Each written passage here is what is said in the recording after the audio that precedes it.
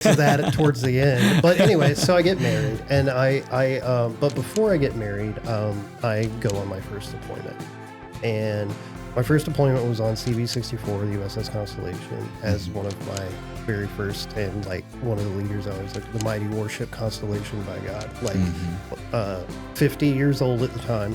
A diesel carrier, which there were only like 2 of left. It was her and a Kitty Hawk, and the oldest carrier in the fleet. And we went and bombed Baghdad. Like, so if you've ever seen Shock and Awe, right, and you've seen, like, if you look that up on YouTube, and you will see probably, like, to me, what is like one of the most like visible examples of the destruction that we can bring about. It's like 30 minutes of just non-stop bombing. Guys like you and I retire, that we are so used just to going through it and moving and and we're just boom, boom, boom, type A guys, right? And we're just getting shit done. And all of a sudden, boop, you're on your own. And you're out. You're out on your own. And it's not just that, but like, okay, so I joined at 19, right? After I had to have a dentist explain to me how dental insurance works, because I am a 43-year-old man who hasn't lived in society really. It's like, I always compared it to like Shawshank Redemption, you know, like because you get institutionalized.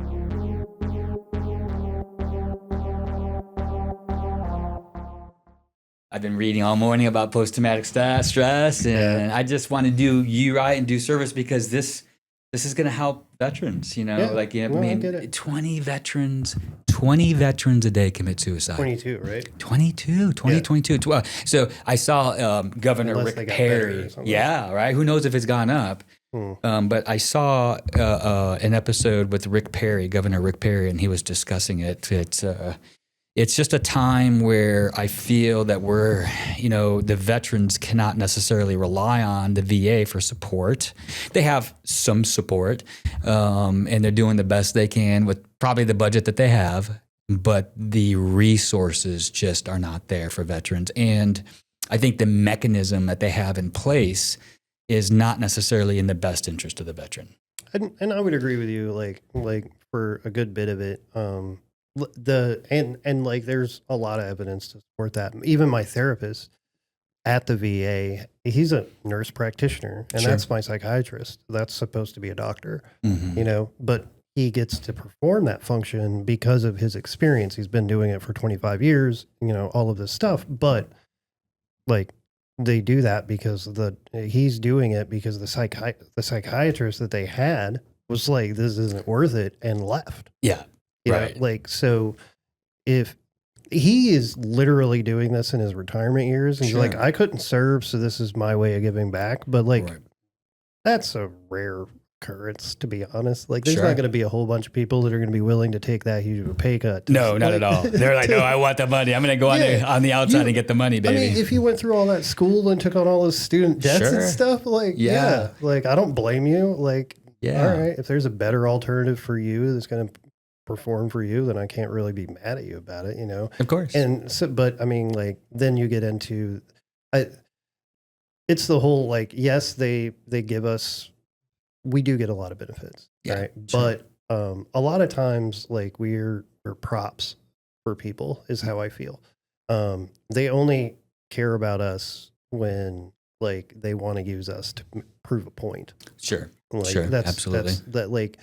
And that's true, like, everywhere. Yeah. The only time anybody like says anything to you about like your service or like what is going on is when like they feel obligated. A lot of times. Sure. And then in other aspects, like if somebody's looking to prove a point about or get something like legislatively passed and stuff, like a lot of times they'll pop veterans in there, but then 2 days later, like, what are you doing for us? Like, you're voting down the PACT Act. Like, what the fuck is that? You know, right. Sorry. Sure, no, it's okay. No, we're allowed to cuss on the podcast. We're absolutely allowed to cuss on the podcast. Yeah. Okay. But before we get started, you're perfectly fine. So that's the beauty about podcasting, because guess what? There's no format. I mean, we can, it's just, there is no format. There's no right or wrong. And we can just kind of lean into these things and, do the things that we want to do. But I'm doing something a little, this is the hippy dippity stuff in me a little bit. So if you want to bear with me, and I want to try to get us out of this monkey mind a little bit and put us in the heart space. So if you want to bear with me and just do a 4-7-8 breathing technique, just a couple real quick, just to calm the nerves and calm the mind, and I'll kind of guide us through this breathing exercise just for a minute or two. But I think it's been extremely beneficial since I've been doing this with the last couple of guests that I've had. I can imagine it. Breath work, like we discussed earlier, breath work's really good. It works. It works fantastic. Like, how do you think like sports performers like function under that sort of pressure? They do breath work. And even Navy SEALs before they get into they're getting ready to do a serious combat is that box breathing. Yeah, they do. We like the Navy's incorporated a whole lot of stuff like involving psychiatrists, sports psychologists, and the chaplains and stuff. They have a whole program called Warrior Toughness that talks to you about recalibrating and putting yourself back in the moment, about what you need to do, worry about all the repercussions and stuff later. And part of that is box breathing. Beautiful message. Work, so it's really good. Thank you, brother. Beautiful message. Yeah. So let's just close our eyes for just a second and just try to get out of our monkey mind and be in this present moment. As Eckhart Tolle would say, is that the ego is not present in the present moment, which is why you have so much peace. So let's just take a second here to breathe in to the heart space, get out of that mind. And when you're ready, let's take a 4-second inhale through the nose and hold for 7 seconds.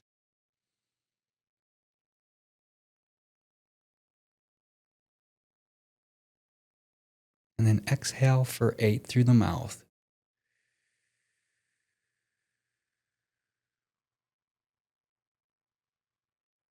Just one more round. 4 seconds in through the nose. Hold for 7.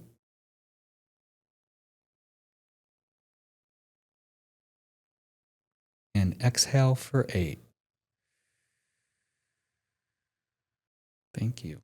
Beautiful. I always find it puts me more at peace, just calms the nerves. A lot more chill. A lot more chill, right? Yeah. Well, welcome, my friend, Josh, my neighbor. Yeah. I appreciate you being here. Yeah, man, no problem. And a fellow veteran. And I think it's an honor to have you here. So I want to let you know that I see you as a human, as a soul here present with us today, and I value you. And this is an opportunity so we can share your story, your life story, and then also go into your challenges of leaving the Navy, dealing with some of the post-traumatic stress that that you've had, that I've had, the challenges that we have from leaving an institution that we served almost our entire adult life, for this beautiful country we call the United States of America.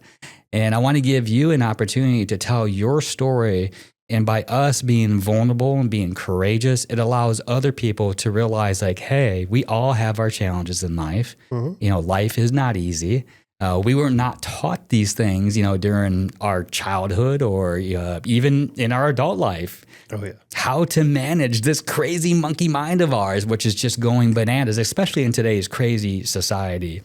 In the words of Dr. Gabor Mate, is that we have created this sick, toxic culture that we weren't necessarily designed to live like this. But nevertheless, I want to thank you, honor you, and give you the floor and give you an opportunity to tell people your name, your background, and your story. All right. So my name's Josh Moore. I'm originally from Asheville, North Carolina.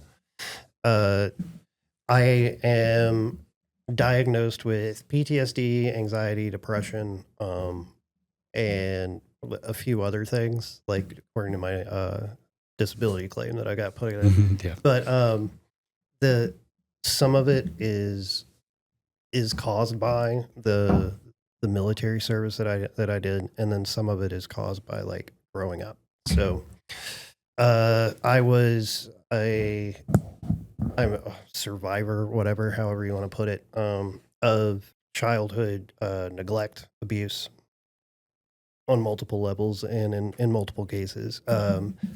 My mother and stepfather were alcoholics. My dad was a drug addict and wasn't around a whole lot.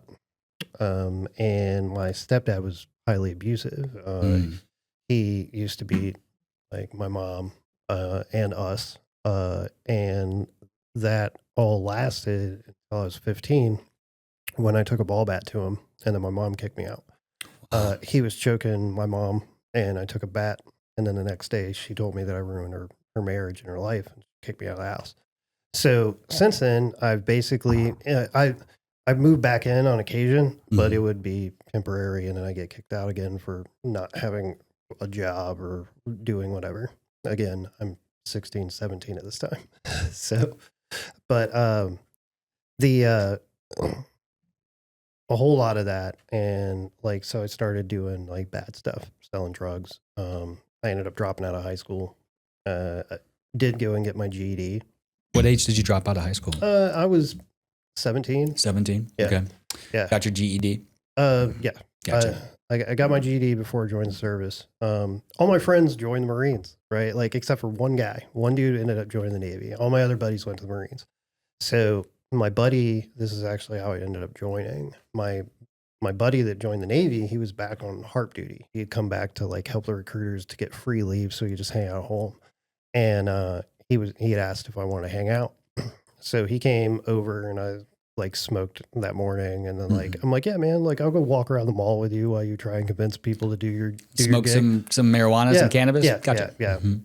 And so like we went. He had to go and check into the recruiting office. So I'm standing outside and I'm smoking, and a gunnery sergeant that had put my buddies in had seen me hanging out of the recruiter's office with him, like saw me standing outside and was like, why are you still, what are you doing? And I'm like, yeah, I'm not doing anything. Like, he's like, well, you need to get out of here. And I'm like, yeah, a whole lot of my friends that I'd sold drugs with, a lot of them had started getting picked up by the cops. So it was eventually going to happen. Right. Sure. Like the odds of me making it or slim to none. You know, like I'm a stupid kid slinging drugs. Yeah, of course. Like, we're kids. You're doing stuff. I'm going to get caught. Yeah, like, sure. So, and at this point I was 19. So it had been tried as an adult. Like it's no longer like I'm a young kid anymore. Yeah. Like now I'm in trouble, you know? And so he actually took me into he knew that the Marines didn't have any spots for high school dropouts. But he knew the Navy did. So he physically took me into the Navy, like drugged me by my arm in there, talked to the chief that was in charge of the recruiting station and sat me in his chair. And 2 weeks later, I left for the Navy.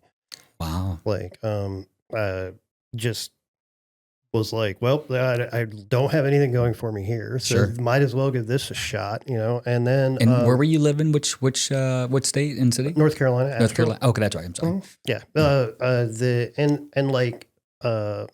Okay, I say that. I live in Leicester, North Carolina. Okay. Which is like a farming community, like on the border of Asheville. Sure. To get to Asheville proper, it's like 30 minutes from my house. Gotcha. So, yeah. But like that's all nobody's gonna know my town. Right. I get it.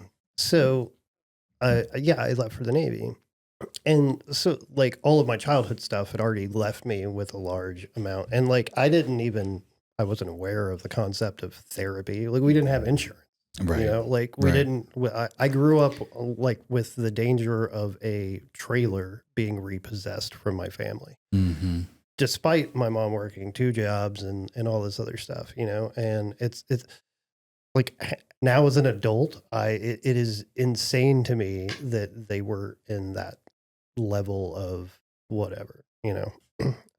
But financial conditions, sure. Well, because it would, the amount of money they were making at the time should have been enough to support everybody, which means that they were drinking a lot or smoking a lot, you know, like, and because I've had to pay all of these bills plus more, like they didn't have to pay a cell phone bill back in the day. That's $500 or more. Yeah, your dollar went a lot further back then too. Yeah, so I get it. Yeah. So like it's just like, man, like whatever. Anyway, get it together. Yeah, like God, y'all are worse than I thought you were to start with. But so I joined the Navy, and my plan was like, honestly, I didn't have a great plan. Like I was just like, let's just do this and figure out where we go. Sure. And then I was like, well, I'll just do 4 years and leave. Like I'll get all these benefits and I'll just roll out. Mm-hmm.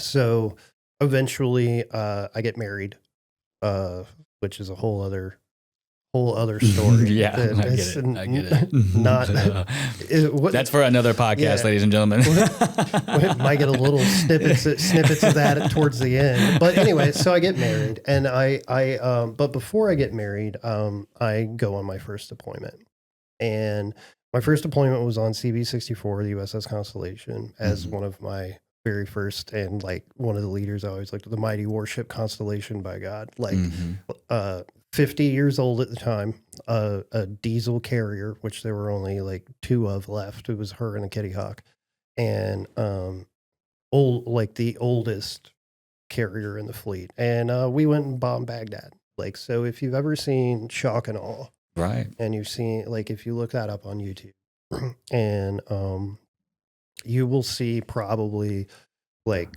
to me, what is like one of the most like visible examples of the destruction that we can bring about. It's like 30 minutes of just non-stop bombing, right? And describe bombing, because like people like me won't even know what that means. Like, is it Tomahawk missiles or the whole? So this was a combination. All right. Gotcha. So leading up to this, at the time, our main aircraft, because you had some Air Force support for Baghdad, but a large amount of it was other aircraft.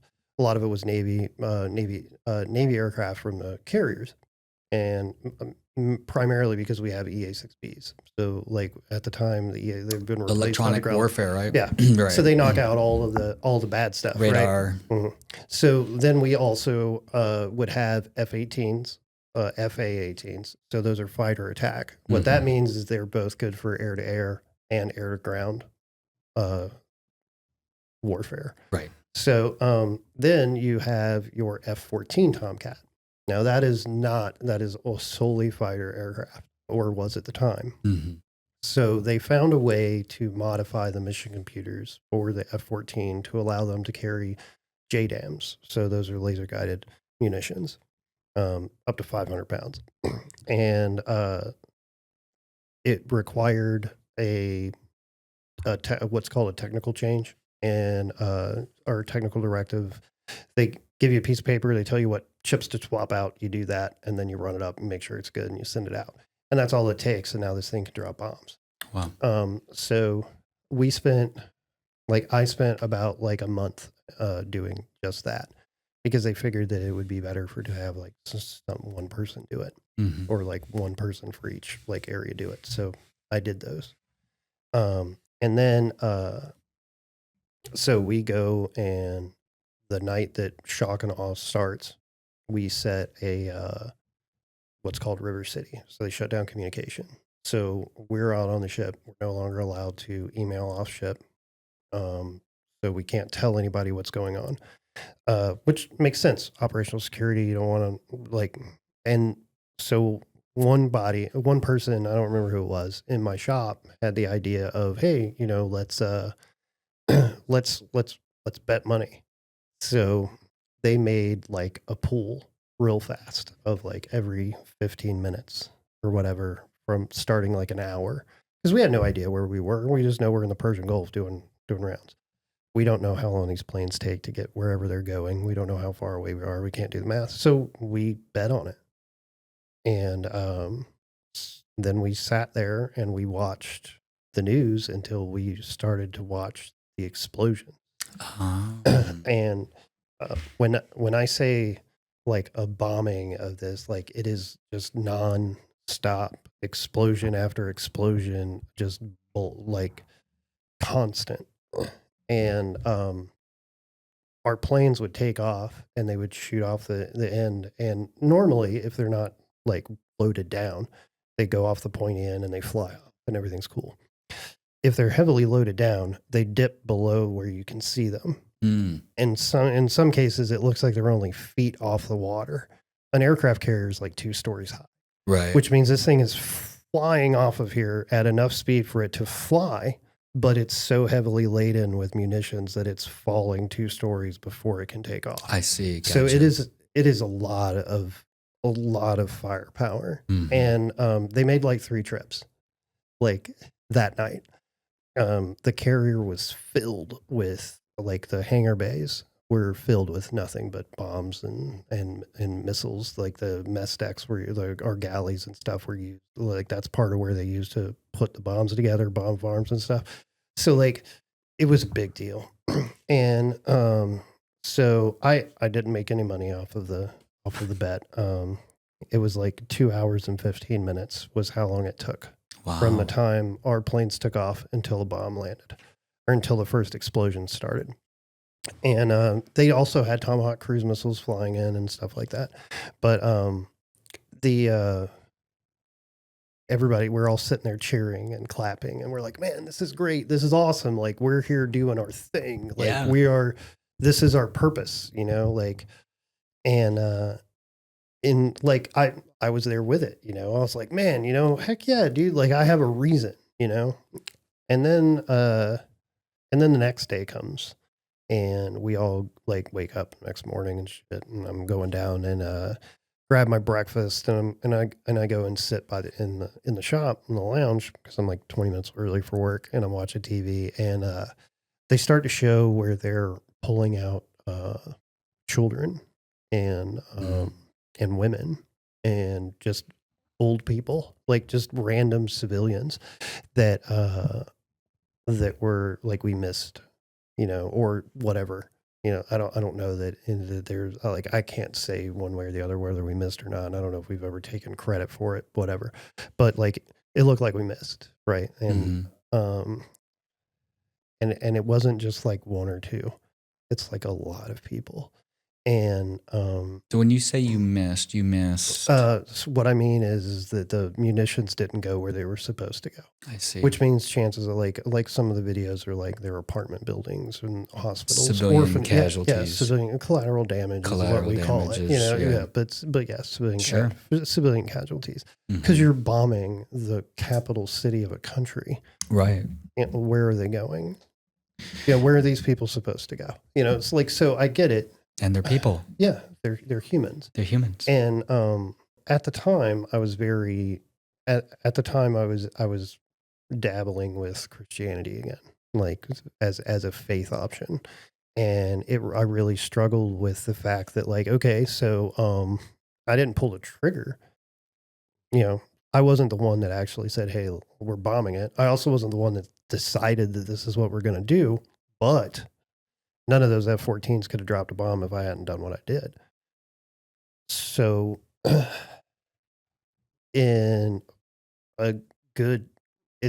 I still struggle with it, and like, and the crappy thing is, like one of the really shitty parts about the veteran community, and it's gotten lesser with, and I hate to say this, as the older boomers have like moved along, a lot of them would not consider what I have dealt with and what I went through to be worthy, I guess, of the title of PTSD, because I didn't get shot at. I don't have a combat action ribbon. I don't have like, I wasn't like, one of my best friends that in the world got hit by an IED, no longer has a pancreas and is diabetic now, and like, you compare what I did and what I went through to him, and okay, like, that's so when it first happened, I never said anything. I talked to my wife and she's like, you're just too much into it. So like, no help there, and Chaps is like, this is our holy purpose. Like, that doesn't make me feel better. Right. Like that's no help to the fact that, like, when I'm just trying to chill, like I see blood pouring down innocent people's faces and covered in dirt and knowing that they don't have anything anymore. Like, and how do you recover from that? Right. And what fault was it of yours? And that's where I got wrapped up in, like, real bad. And I did what I was taught to do, and like, don't talk to anybody about it. You suck it up. You shove that shit way down there. Shove it down. Don't worry about it. Keep moving forward, because you got to go back on shift. Yeah. So and that's the other thing with the military is they are mission accomplishment is job number one. Absolutely. Period. It does not matter what is going on, and it's okay to have that mentality in that setting. Of course. Because it's not just you that's relying on you, like if you don't go to work, like, I don't care what you're doing. If you're the guy who like scrapes rust off the side of the ship, if you don't do that, then the ship rusts through. That's right. And then it doesn't go anywhere. So everyone is important all the way through. And if the ship doesn't go anywhere, then the people that are relying on close-in air support over there to make sure they don't die, like a few of my other friends like actually had to do, because I have another buddy who ran with the SEAL with the teams and stuff for a little bit. Like, they rely on that close-in air support. If it's not there, they die. Absolutely. And so like it takes a lot, and you have to get a warrior mindset, I guess, is what I had to explain it to people. I had to tell them, like, look, I joined the Navy to better my life, to get out of there. But that's not why I'm in the Navy. I am in the Navy solely to inflict pain and damage upon the enemies of the United States, because that's the truth and the reality of it. Like, no matter, like, we can say that we're there as a deterrent or whatever. What are you using as the deterrent? The threat of extreme violence upon your person. And so being in that environment, you have to take on that mentality or it'll break you. Like, you just can't not have that mentality. But you have to be able, you need some release from that. You need time away, whether it's you taking your leave or going home and just turning your phone off, like all of that, like whatever. But when you leave the military, it's really hard to drop that mentality. Right. Because you've been in it, especially like, so in my case, I retired after 21 months and some odd, like 13 days or something. And you retired, what was the year? I retired in January 2003 was my, January 31st, 2003. 2003, gotcha. And how many years did you serve? 21 years and some change. I was short 22 years by like 13 days, but like I didn't want to do a whole other month just to. So you had said you retired in 2003? Really? Or 2023. Sorry. Okay, yeah. That threw me off for a second. I was like, wait a minute, does it add up?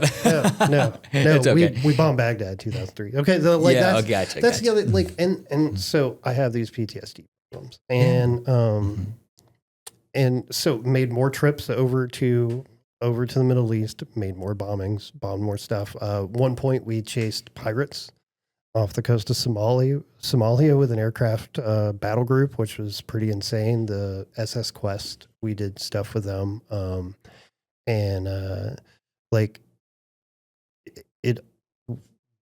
We ended up having dead pirates and dead civilians on board. We stood watch. We took care of their bodies. They went in freezers. Like, we flew them off. Like, so all of that stuff compounds. And like, because I never, like, the other individual stuff doesn't seem bad, but I never got help for my childhood.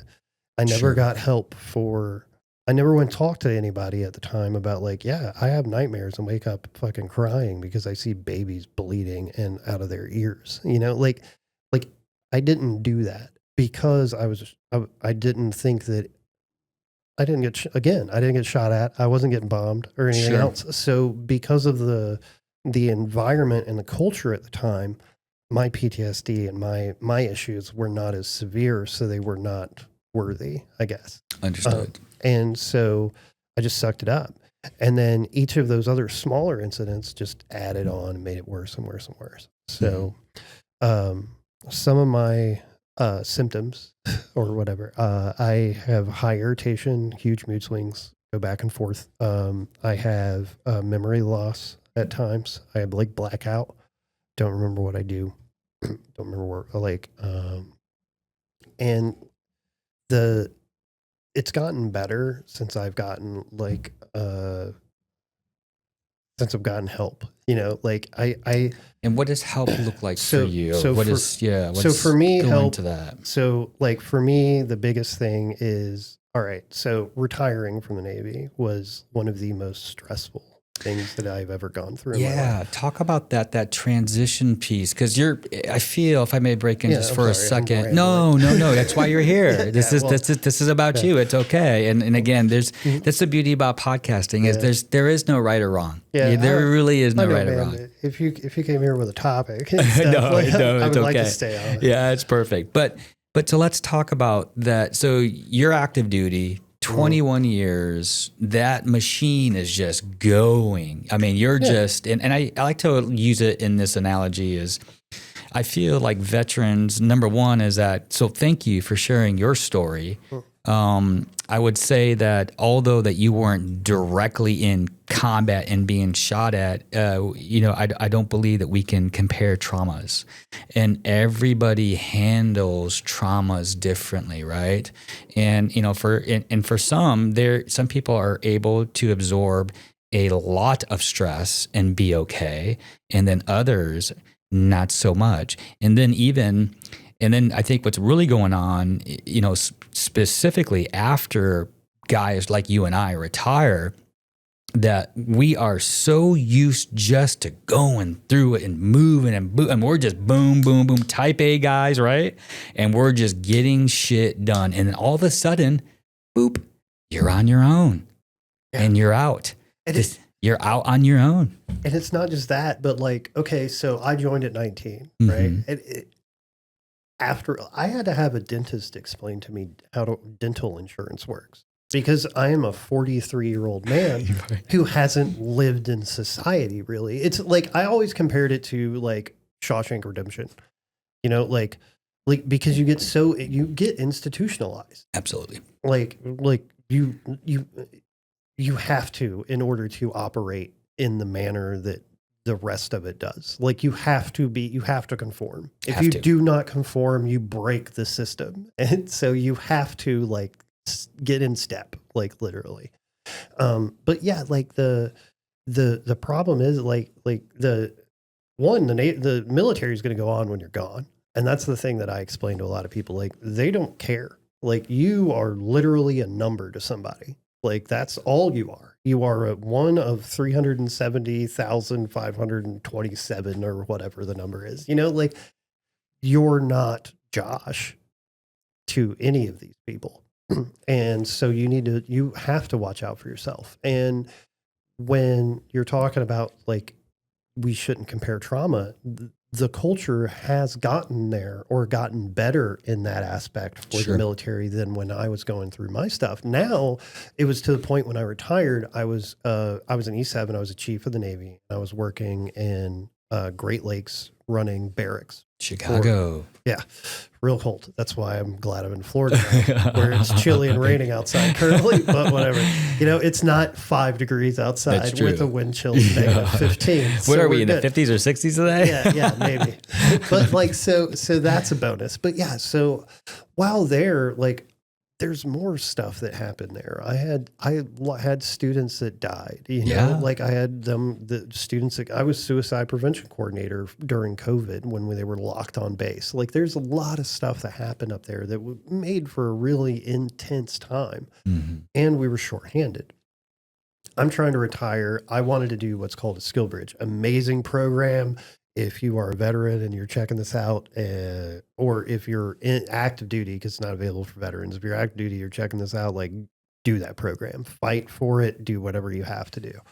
But we were shorthanded and my boss told me I would never get to do it. Right. And that kind of lost a lot of motivation for me. I realized that I didn't have anything documented in my medical record at the time. So I'm a year and a half out from retiring, and I'm like, man, when I go talk to the VA, they're going to be like, you never went to like nothing ever happened. What are you talking about?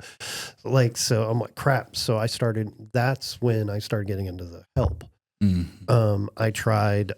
went in to, I had a psychologist and a psychiatrist. Me and my wife at the time had, my now ex-wife had gone to Fleet and Family Service. I don't know what the equivalent in Air Force is, but for couples counseling. Right. And so I had a monthly visit with my psychologist that took 45 minutes. I had every other month with my psychiatrist that took 30 minutes. That was it? Yeah, it wasn't long. I bet you they gave you some pills. He gave me, at first I was on Zoloft and Zoloft, I always mess up the other one. Anyway, SSRIs essentially. Yeah. Serotonin uptake, something receptor, something. Yeah, I forget. And like I'm on a Faxer now. The Zoloft did not do much at all for me. Like, and I couldn't. It wasn't helpful. It didn't help me it didn't make any impact.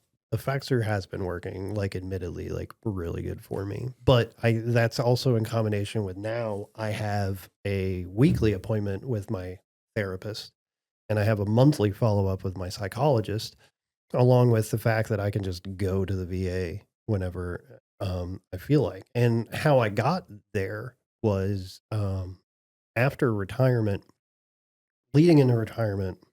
We're going to have to get into a little bit with my ex, but I'd had a deal with her that I would work and I would do my whole time and I would stay in the Navy and I would retire. When I retired, I got to do whatever I wanted and I didn't want to work. I have supported, at that point, I would have supported my family, 2 kids, one of which I adopted, by myself solely for the entire time I was in the Navy. Whenever there was a shortfall in funds, my stuff got pawned, a whole lot of stuff. So I lost family heirlooms. There's a whole lot of shit. So when it came to retirement, she didn't have any skills. She didn't have anything. And I told her, like, this is the big thing. And to be fair, the other thing that PTSD and anxiety has done to me is given me an issue with impulse control. A lot of times I just act without thinking, or I have in the past, getting a lot better with it. But I had cheated on my ex-wife a few times throughout. And I came to realize it was because I was not happy, on top of the other things. And so I decided outright, like, I eventually told her, like, hey, I want a divorce. And, that was right before I retired, and I laid it out. I was like, this is why. So then she immediately went and got a job. She started doing college and stuff, but I'm like, that's not going to make it. Like, there was all sorts of stuff that you could have done beforehand. Like, and I've told you this over the years, but now because I'm throwing the divorce word around, now you care. Like, and that doesn't fit for me. Sure. Like, cause now you're just scared or you're just doing like, and so, I continued to have issues. I stopped going to, like, once I retired and I no longer had my therapist. I moved from Chicago. We moved to Port Angeles, Washington in Washington State, and beautiful area. It really is. But I didn't have anybody there. Like, I had like one friend that I knew, and then my other friend, the other person that I had been friends with, was like my ex-wife's best friend. So she's not really it's not happy work with me. Right, you know? exactly. Like, You're the enemy. And I'm still living there, and like because I don't know what to do. Right, like I have a place here in Florida. I've since been divorced and I've gotten remarried, and my wife now, like, at the time we had been talking, she's like, I will support you. You will be safe. Just get to me. And it's beautiful. Yeah, it is. And I was kind of scared. Sure. So it took a lot. And I had a breakdown. where I had convinced myself that, one, I couldn't leave because I was so used to everything that was going on. I was terrified. Of course. Because it was so much change. I lost the Navy. I lost my sense of direction. I didn't have anything. I was isolated from everybody.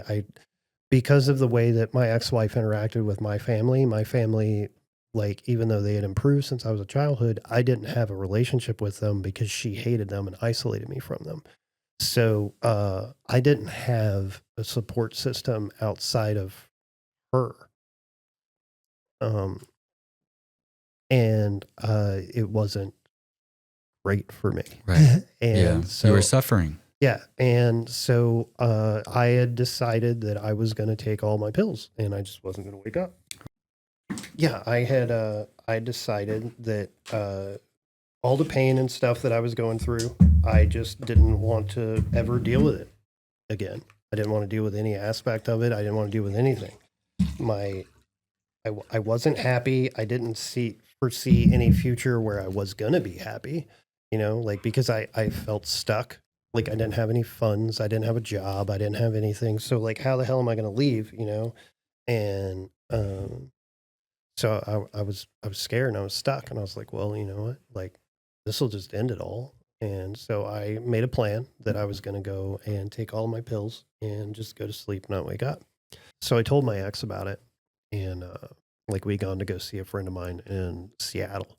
And on the ride back on the ferry, as we were leaving the ferry, I told her, I was like, I need you to take me to the hospital because I need grippy socks.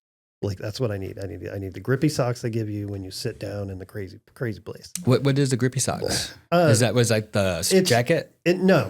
They're like, this is new to me. So. Oh, okay. All right. Okay. So do you remember? Do you remember when you were a kid, like the wool socks that have like the stuff on the bottom? Oh, that's what you get when you show up to the site. They take your shoes, and that's what you wear around. Oh, I see. Yeah, grippy socks. Gotcha.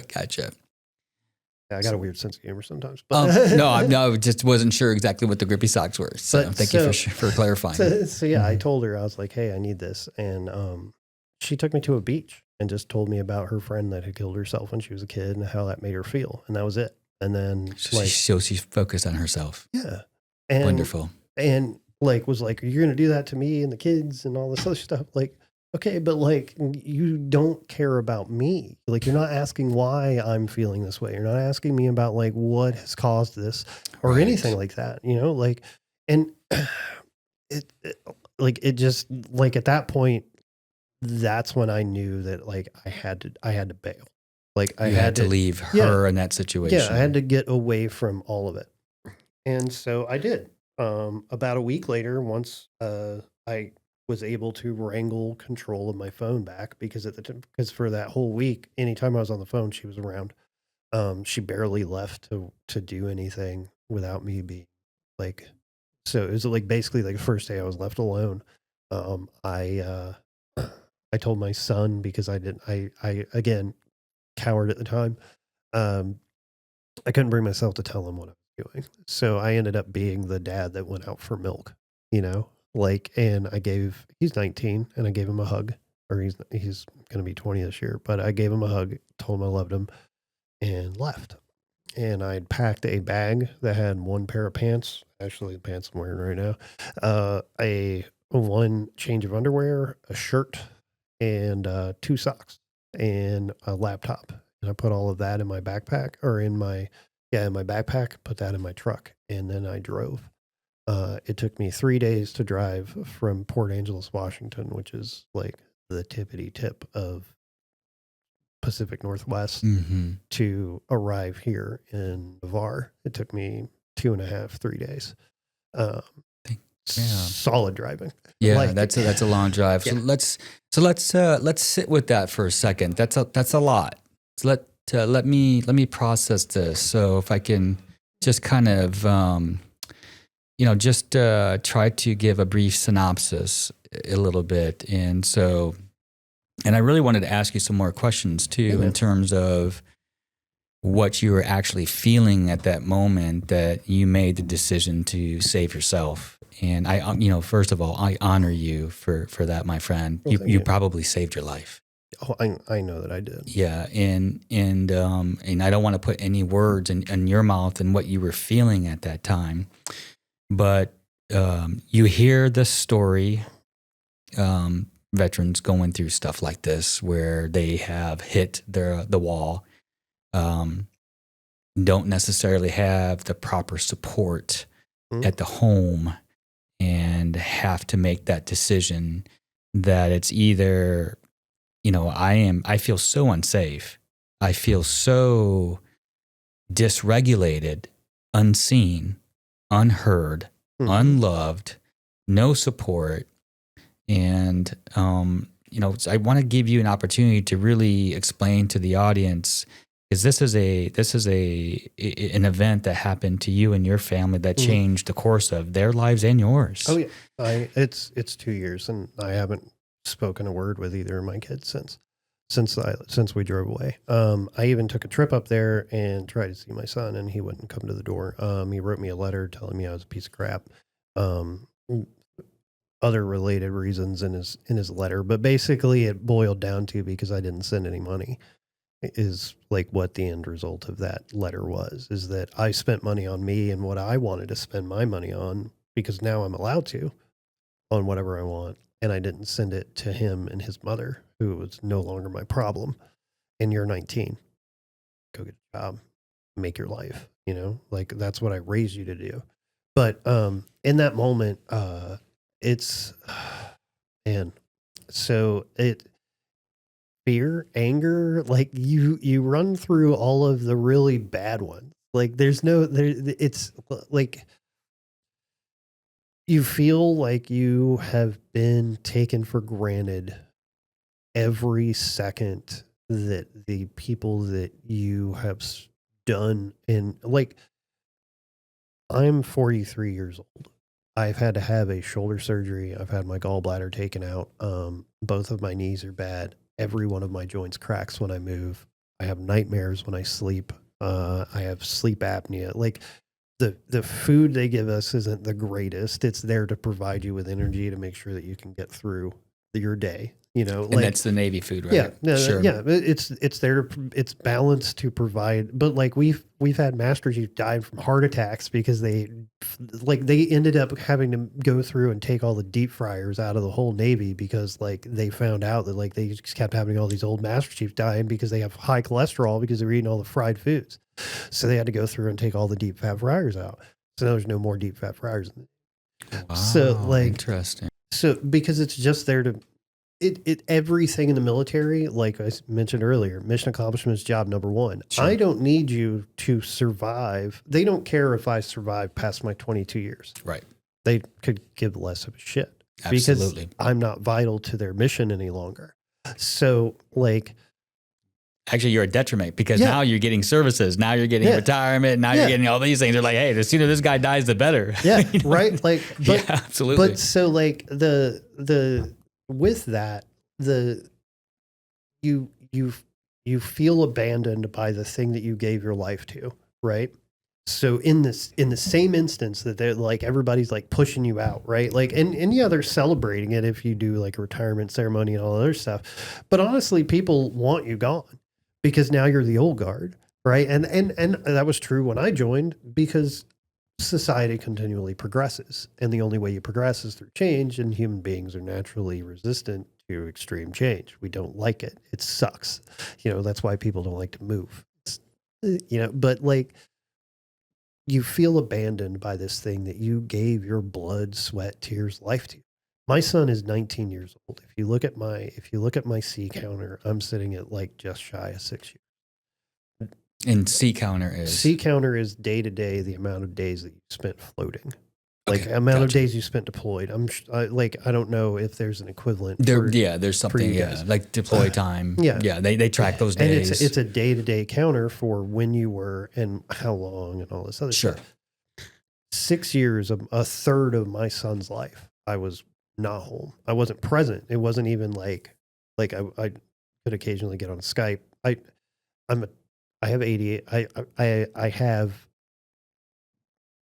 like focus issues, and I mean to do a lot of shit, like I mean to write you letters, but then I have a 16 hour work day, like where like I'm having to run up and down up to the flight deck and downstairs like constantly. Sure. I don't get around to writing that letter. You know, you're a human being. Yeah. It's like, give me some grace. I'm a human being. I can't do all. Yeah. So with that means that that's 6.5 years of interaction and in life that I didn't get to experience with him, that we didn't get to build that connection with. And a lot of them were formative years. And the same is true for my daughter. I left for one deployment, everything's great. I come back, and then like I'm having to like buy like bras and tampons and stuff that I was like, oh my God. Like now I'm actually like, oh crap. Now I actually am a girl dad. Like, oh no, this sucks. Like, I gotta look out for my little girl. Yeah. But like, I missed a lot of those times, and you can't get it back. Right. And I gave up all that stuff for this organization that basically was just like, well, you just hurry up and fucking leave. You know, but then on the way out, didn't want to give me the help to get me out. You know, like I wanted the skill bridge, did not get that. I had to, while I was in TAP class, because of my position, I was still having to take phone calls and go and talk. And I had someone legitimately commit suicide while I was in TAP class, and I had to handle that. I had to do the personnel, the casualty reports, like all this other stuff. And like that's a lot. On top of having to deal with my marriage falling apart and everything else. And then I go in and I talk to my psychologist again, 30 or 45 minutes once a month. And he's like, I think your big problem and what you need to focus on right now is retirement. And I'm like, okay, man, but retirement's not what is going to kill me. Like what is going to kill me is how I feel right now. Going through all this stuff with paperwork and crap, like that's fine. But I need somebody to fix like I need some help with these emotions that are inside of me to figure that out. And he's just like, no, just write down your order that you need to get all your stuff for retirement done. Like, man, that is not why I'm here. That's not why I came to you. So, how I got what to me looks like real help to put me where I am now, which, while not perfect, is better and is continually progressing one step at one step forward progress steadily. Is I actually called the VA crisis line. I'd had an issue, and I had recognized a whole lot of the stuff that was building up in me that I hadn't dealt with. And I knew that I was prone to suicidal thoughts and ideations. So before it happened, and before it got that serious, I reached out, called a crisis line, and within like a week, they had an appointment for me at the VA clinic at Eglin, and then they put me with community care, and I got put in with a great therapy up here. It sucks. It's immersive therapy is what they're doing. What is it called? Immersive? It's called immersive therapy. Yep. Mm-hmm. And we had to rank all of my bad memories, and then we're going from the least worst to the worst. Mm-hmm. And I have to write them down and then read them until it doesn't bother me anymore. That's right. So it's got to face it. Yeah. And it's a lot, man. And there's a lot of times I just really don't want to. And there's some subjects that like, I know that when we get to them, I'm going to shy away. Like I feel like I'm going to shy away from, you know, and I'm going to, but why is that? Why do you shy away from them? Because they hurt. And because it's I think that a lot of people with trauma, a lot of us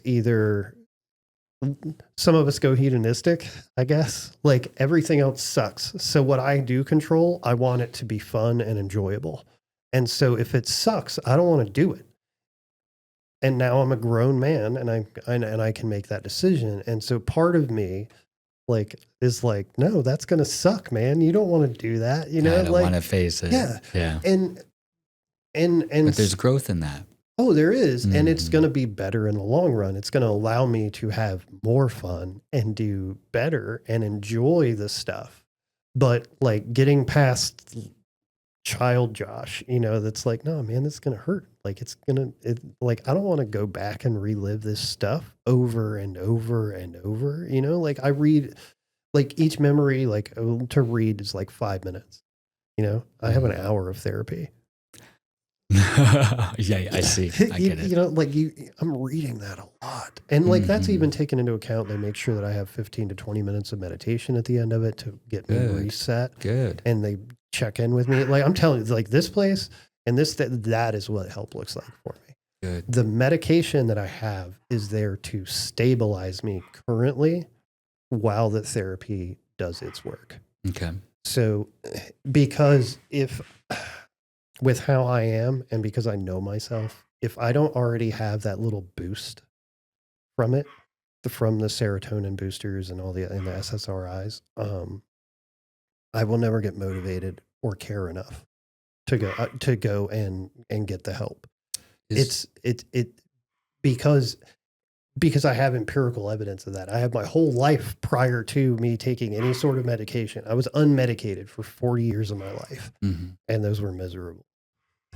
And now and I would never seek out therapy. I never cared about it. I was never interested in it. And the same has been true every time I've stopped taking my medication.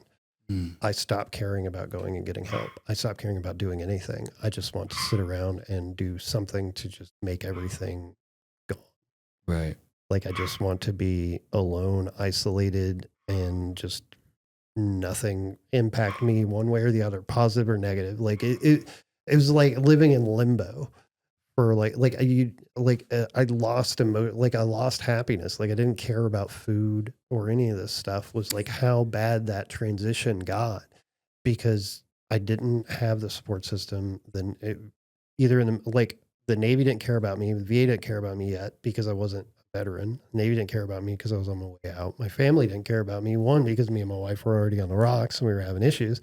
And two, like my money's coming to an end. I was making $7,000 before a month before I retired. Retirement is only 26, 27 right now. Not much. Yeah, it's not paycheck to paycheck, brother. Yeah, so that's a huge drop in your standard of living that you're used to. And I've got that staring at me because I have debt that this whole family has helped me build up. Right. And it's all in my name because I was the only one with a job. So now I'm $40,000 in debt that it's over my shoulder and everything, but it's all my fault.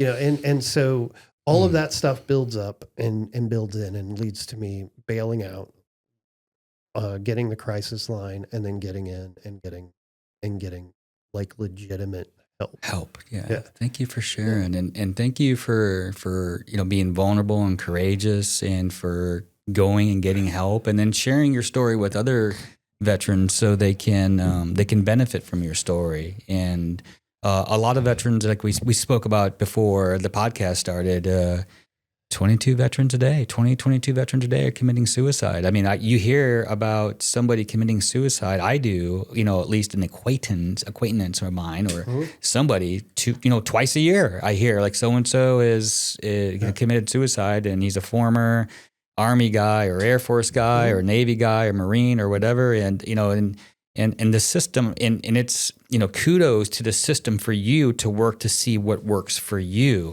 And it's not going to work for everybody. Right.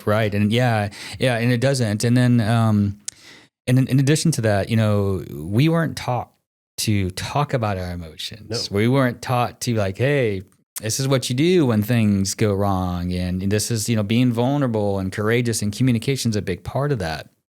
And it does matter specifically in, who your partner is at that time when you did have that serious event, essentially you had a breakdown. And I did a little bit of research on this and this, the experts would say Dr. Gabor Mate, who's a leading trauma expert in the world, one of the leading trauma experts, a huge brain on this guy. But he would state to you that it's not the experience, it's not the act that why you have a nervous breakdown or why you've received trauma. It's the fact how the people that you relied on to help you in your most desperate hour and they weren't there. And that is where all of that trauma comes from, according to him, according to Dr. Gabor Mate. And of course, who knows? They're doing so much work with the brain and plant medicines as well. I mean, Governor Rick Perry just was on the Joe Rogan Experience talking about a medicine called ibogaine, which is having huge effects on helping individuals with post-traumatic stress. They're sending people down to Mexico, and he is working. He has said that he's going to spend the rest of his life trying to ensure that this medicine is available, not only to veterans, but to everyone who's having any kind of issues, post-traumatic stress or et cetera. And to that point, the fact that like, yes, we are both veterans, so like, that's cool. But like PTSD just happens to people. It does. Like 100%. Like if I hadn't joined the Navy, I would still be jacked up from the stuff that my parents and put me through, you know, like from like being physically, like you said, like from the people that you rely on the most to be there for you, right? They're supposed to protect you, keep you safe. But when they're the ones inflicting it on you, it's not there. And the same is true with the military. And like in my instance of like, like with my struggle with like, did I murder these people? Like, am I not like, I just murdered like 375 people and I didn't do anything. I just did my job. But like this many people, civilian casualties are there from this night. And if there were only my planes flying around there, then that's my fault. That's my problem. And that's where my brain is. But there was nobody there to tell me like, hey, you know, like, let's sit down and talk about it. Right. Like, let's figure out like, what is the actual problem? And when I would tell somebody, like some people were like, yeah, you know, like that is an actual valid point. Like, well, oh shit. Like, yeah. And then like, also when you're in the military too, we don't have that opportunity to be like, hey, I got to take this time off and go talk to the therapist because it's frowned upon. Not only is it frowned upon, but your security clearance. You're terrified of it. Yeah. Which is actually like I did a stint as a security manager, and that you going to counseling and stuff is actually better for you. Like that is like one of the largest myths out there is that you going to get counseling is going to impact. I had a I had an SCI, like compartmentalized top secret security clearance. And I was going to therapy and was medicated and like nobody cared. They were happy, you know, like, yeah, I see. So, but that myth is there because at one point it did. Like the issue, like communication, education, like all of these things are like huge things. Like, okay, like you were in the Air Force, right? Y'all have like in the Navy, we have fleet and family. Y'all have some sort of people that are there to help out the civilian counterparts, your family members, your spouses. They do all sorts of stuff. Well, one of the things that that they do is counseling.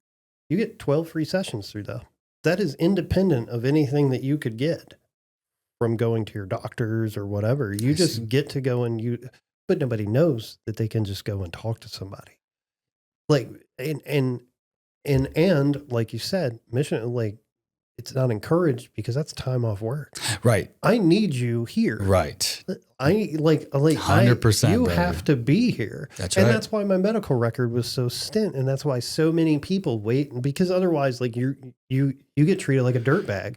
If you go to medical for every time that you actually needed to, then everyone that works with you is going to think that all you're doing is milking, and it's 100%. Like, and they're gonna try and get you what was it called? Malingering? Yeah, malingering is what we called it. There's an actual term, and it's a UCMJ article that you could like if you're utilizing medical to avoid duty, and that's what everybody's first thought goes to instead of like, hey man, you know, like maybe this dude's having some problems, right?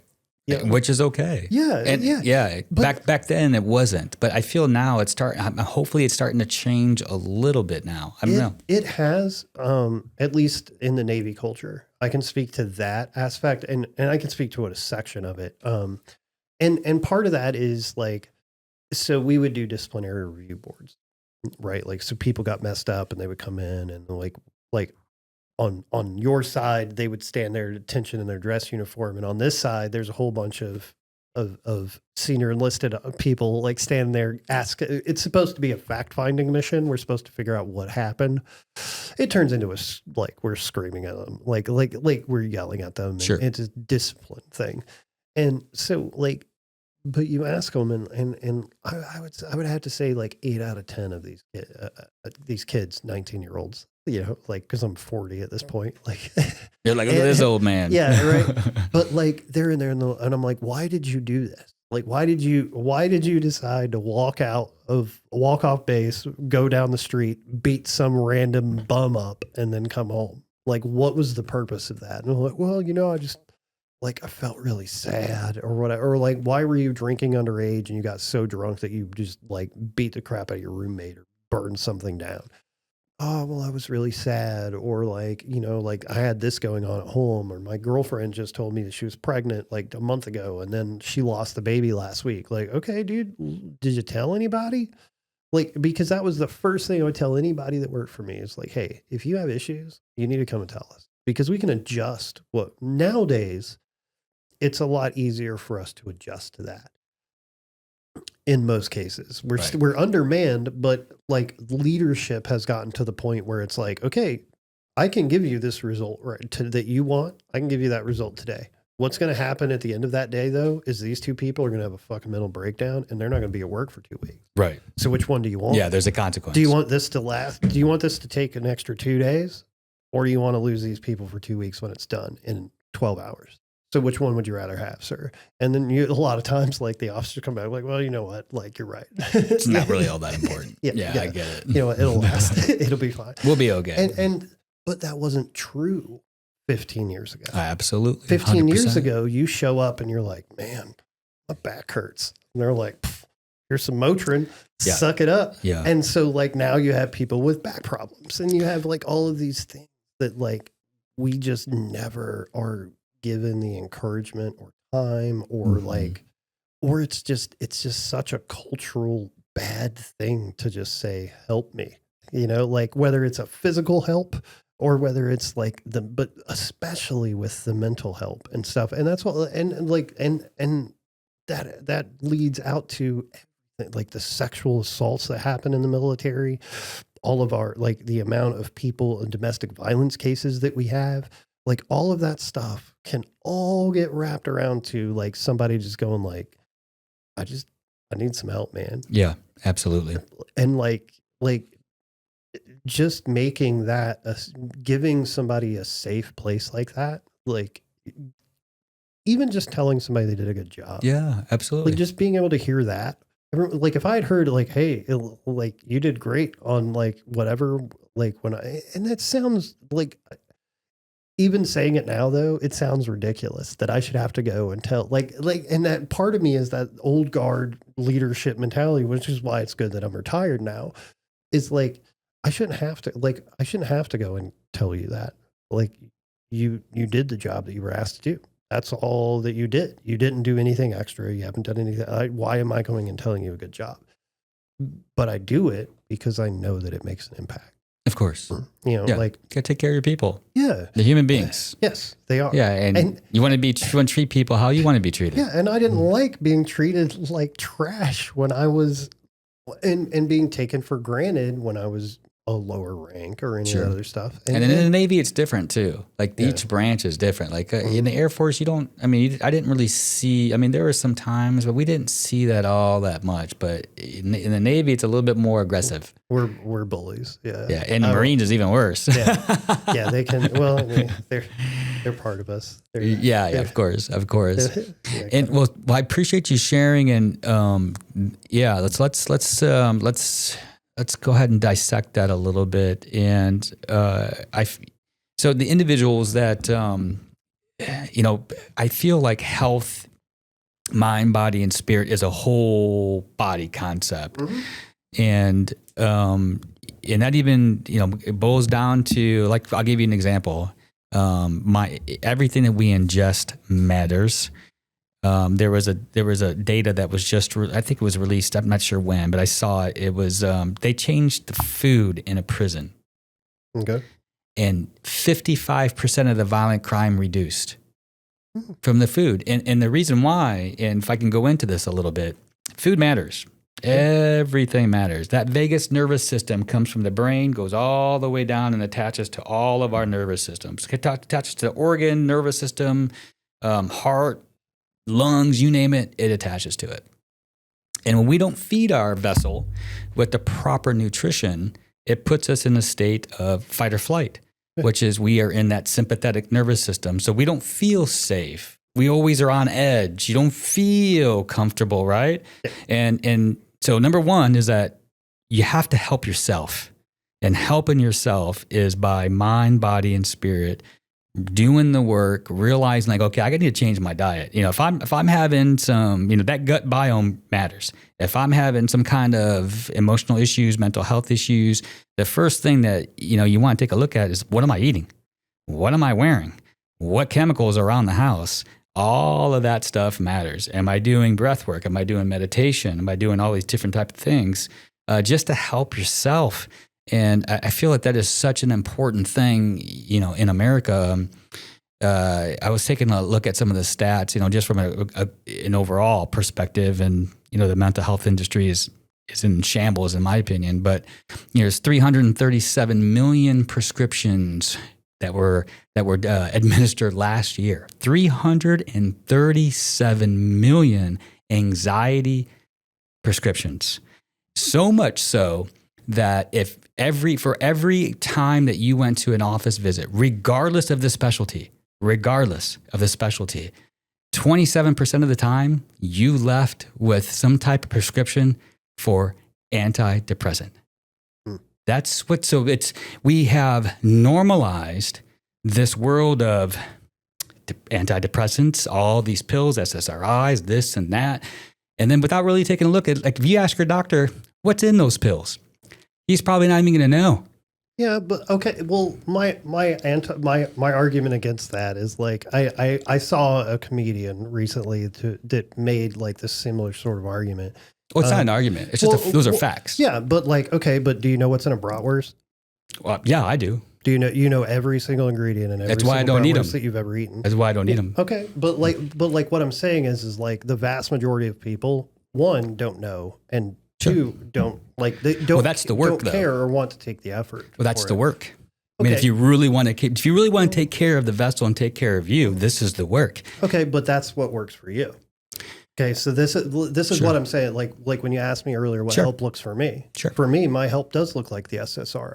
Okay. Because that's what worked. I've eaten healthy. I've eaten vegan. I've eaten all of this stuff. Healthy. Well, yeah. No, but I've gone. What I'm saying is I've gone from like eating not like completely no processed foods, like grown in my backyard, like minus like the meats that I have to go and pick up. But and a lot of times there for a little while, I went to a local butcher. I was still depressed.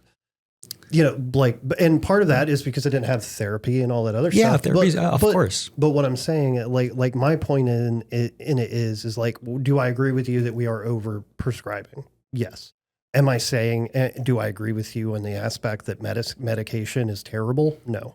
No, I don't. I'm not saying that medication is terrible. I'm saying that I'm saying this, Western medicine is definitely needed, and I honor medication. I truly do. It's not a black or white thing for me. It's not. So please. There are some people that it's just not. Go crazy No. So don't. Okay. So we call. I didn't mean to put that in you. So we call this projecting. Yeah. Like you're projecting what you think. No. That's not what I mean. Okay. That's not what I mean.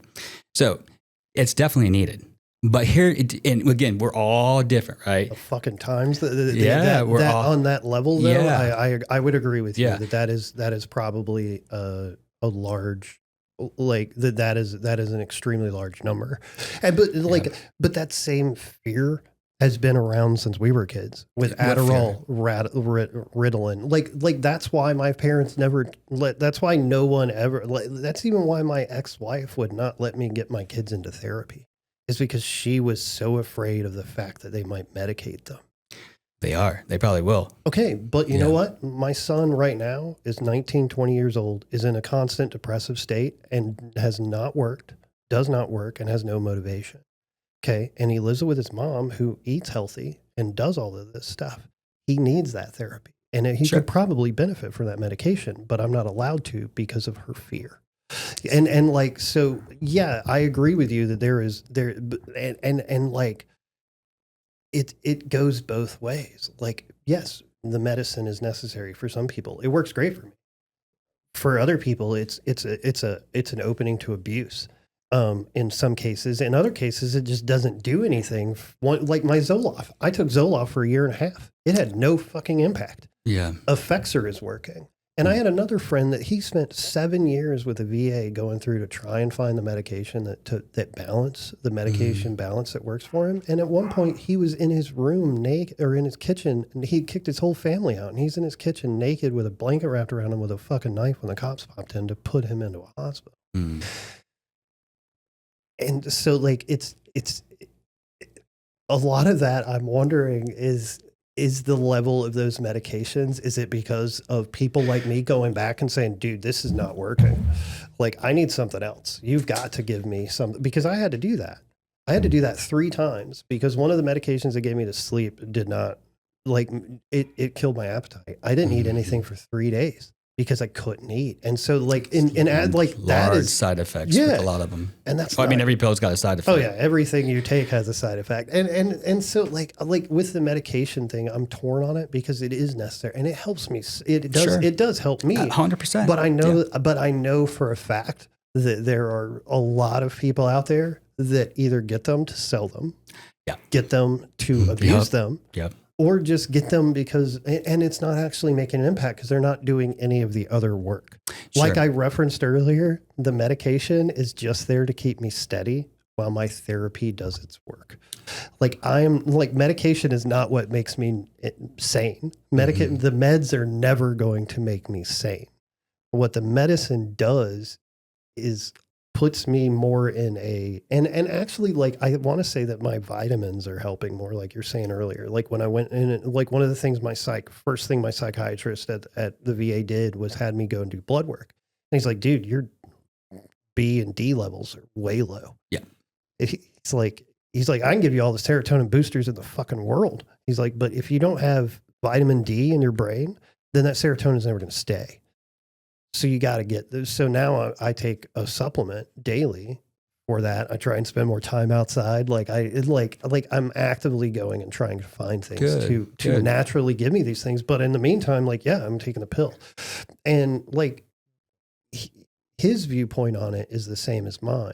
Like I have a good psych. I know that there are doctors out there that are just focused solely on meds and drugs and what we can give you. And this is the newest thing that the pharmaceutical company is paying me to force on you. Yeah. Big pharma is trash.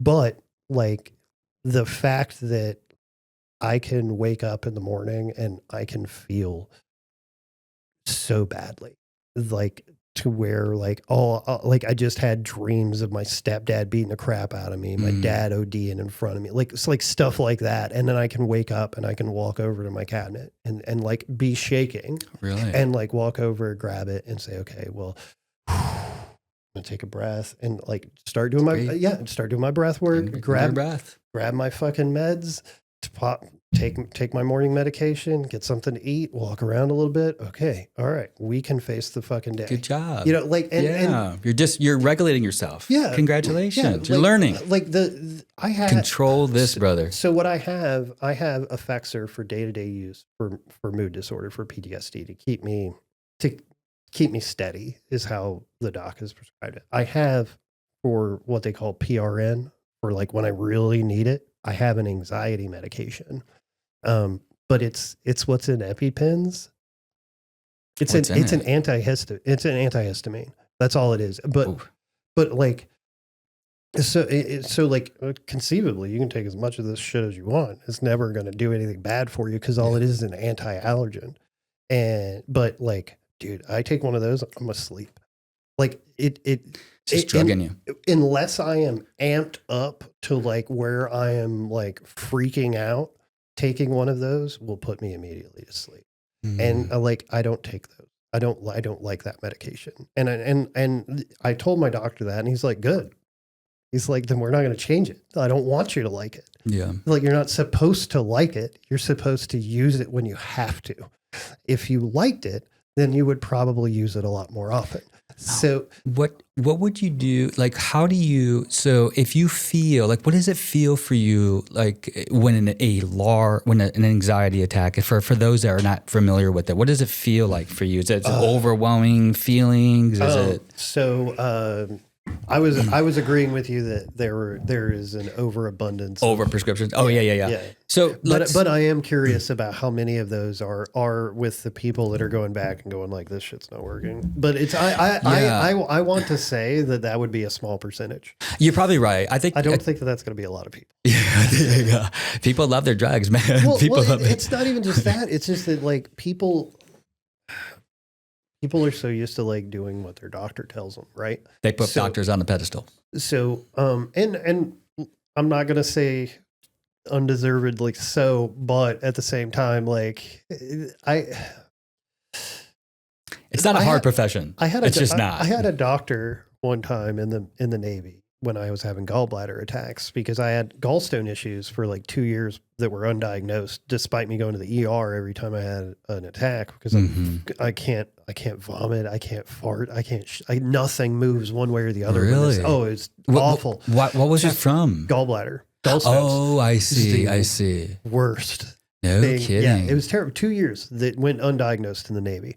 And I went to a doctor one time and told him, and he goes, well, you're not the first person that's ever had this, so I'm just going to do a little bit of reading and I'll get back to you. Like, bro, like I already went on WebMD. Yeah, like, bro. Well, here's what's so. This is why I say don't put doctors on the pedestal. And I, hey, they're smart people. They've learned all their stuff. But here's the deal. I had a pharmaceutical rep as a client of mine when I was a financial advisor. Mm-hmm. You know what her job was?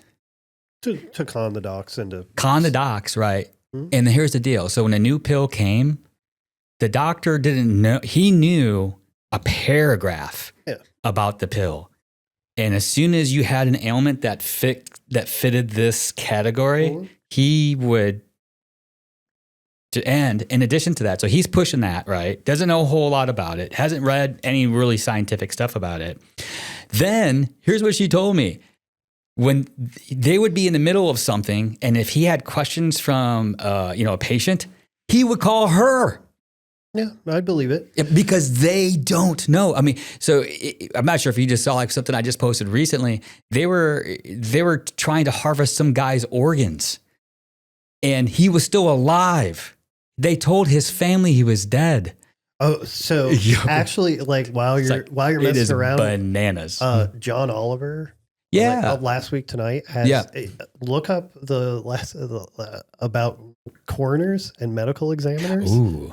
Because that's got to be weird. Oh man. That's got to be coroners weird. Are elected. They have no credentials. I did not know that. I forgot about that. Anybody can be a coroner. Yeah, that's a new job. And you can do an autopsy.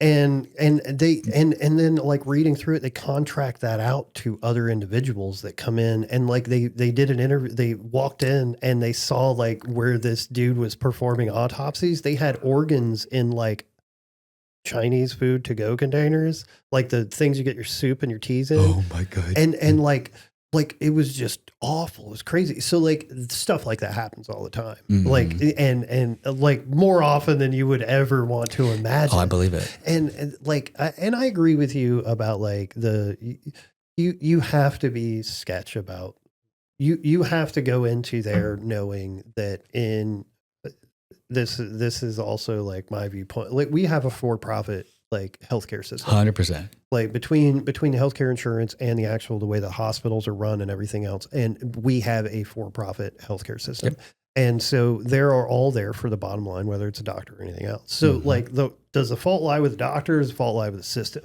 And so since everybody's happy with the system, like we don't want to change it from a for-profit. Well, I'm not happy with the system. No, but what I'm saying is like so many, like we've had opportunities to change it from a for-profit to we are going to give you your care and everybody just gets care, but there's no profit in it. Right.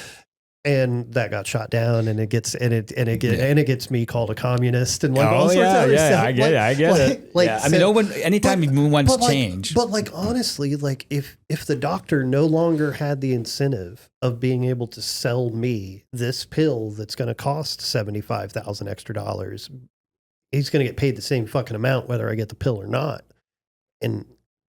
Like then what's the point?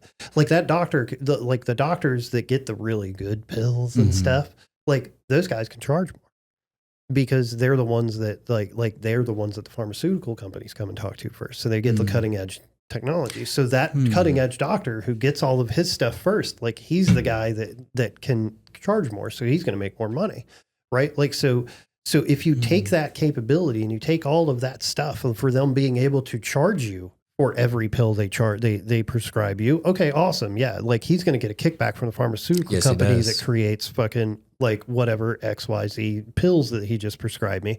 That's awesome. Good for him. He's going to make money. Hey, welcome to capitalism. Everybody loves it, but the problem is with this aspect of capitalism, you're fucking with people's lives. 100%.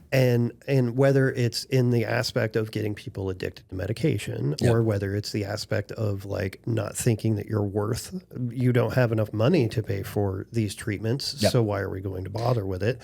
To the simple fact that like, do you know, like if I didn't have the VA healthcare funding my therapy, there's no way that I would go out and be able to do that. The average person, according to labor statistics in like, I think it was 2019 was the TAP class, like statistics that I got. The average person with an associate's degree makes $32,000 a year in this country. So if you're making 32 grand a year by yourself, you don't have disposable fucking income or time probably to go and spend an hour talking to a therapist like I do. So bonus for me that I get to do that, but they don't. If that was more readily available, just the therapy aspect or social workers being more like prevalent out and about, then maybe you wouldn't need the medications when we're adults because we would have dealt with our fucking trauma when it happened. You know? And here's, so going into that, the financial aspect, guess what the number one reason is in America for bankruptcy? Medical expenses. Yeah. Like medical expenses. One of my friends got retired from the Navy because he got a rare fucking genetic disease that gives him kidney cancer until he died. Like, and chances are like that was caused from the Fukushima like radiation because him and his ship they went and did humanitarian and cleanup efforts there.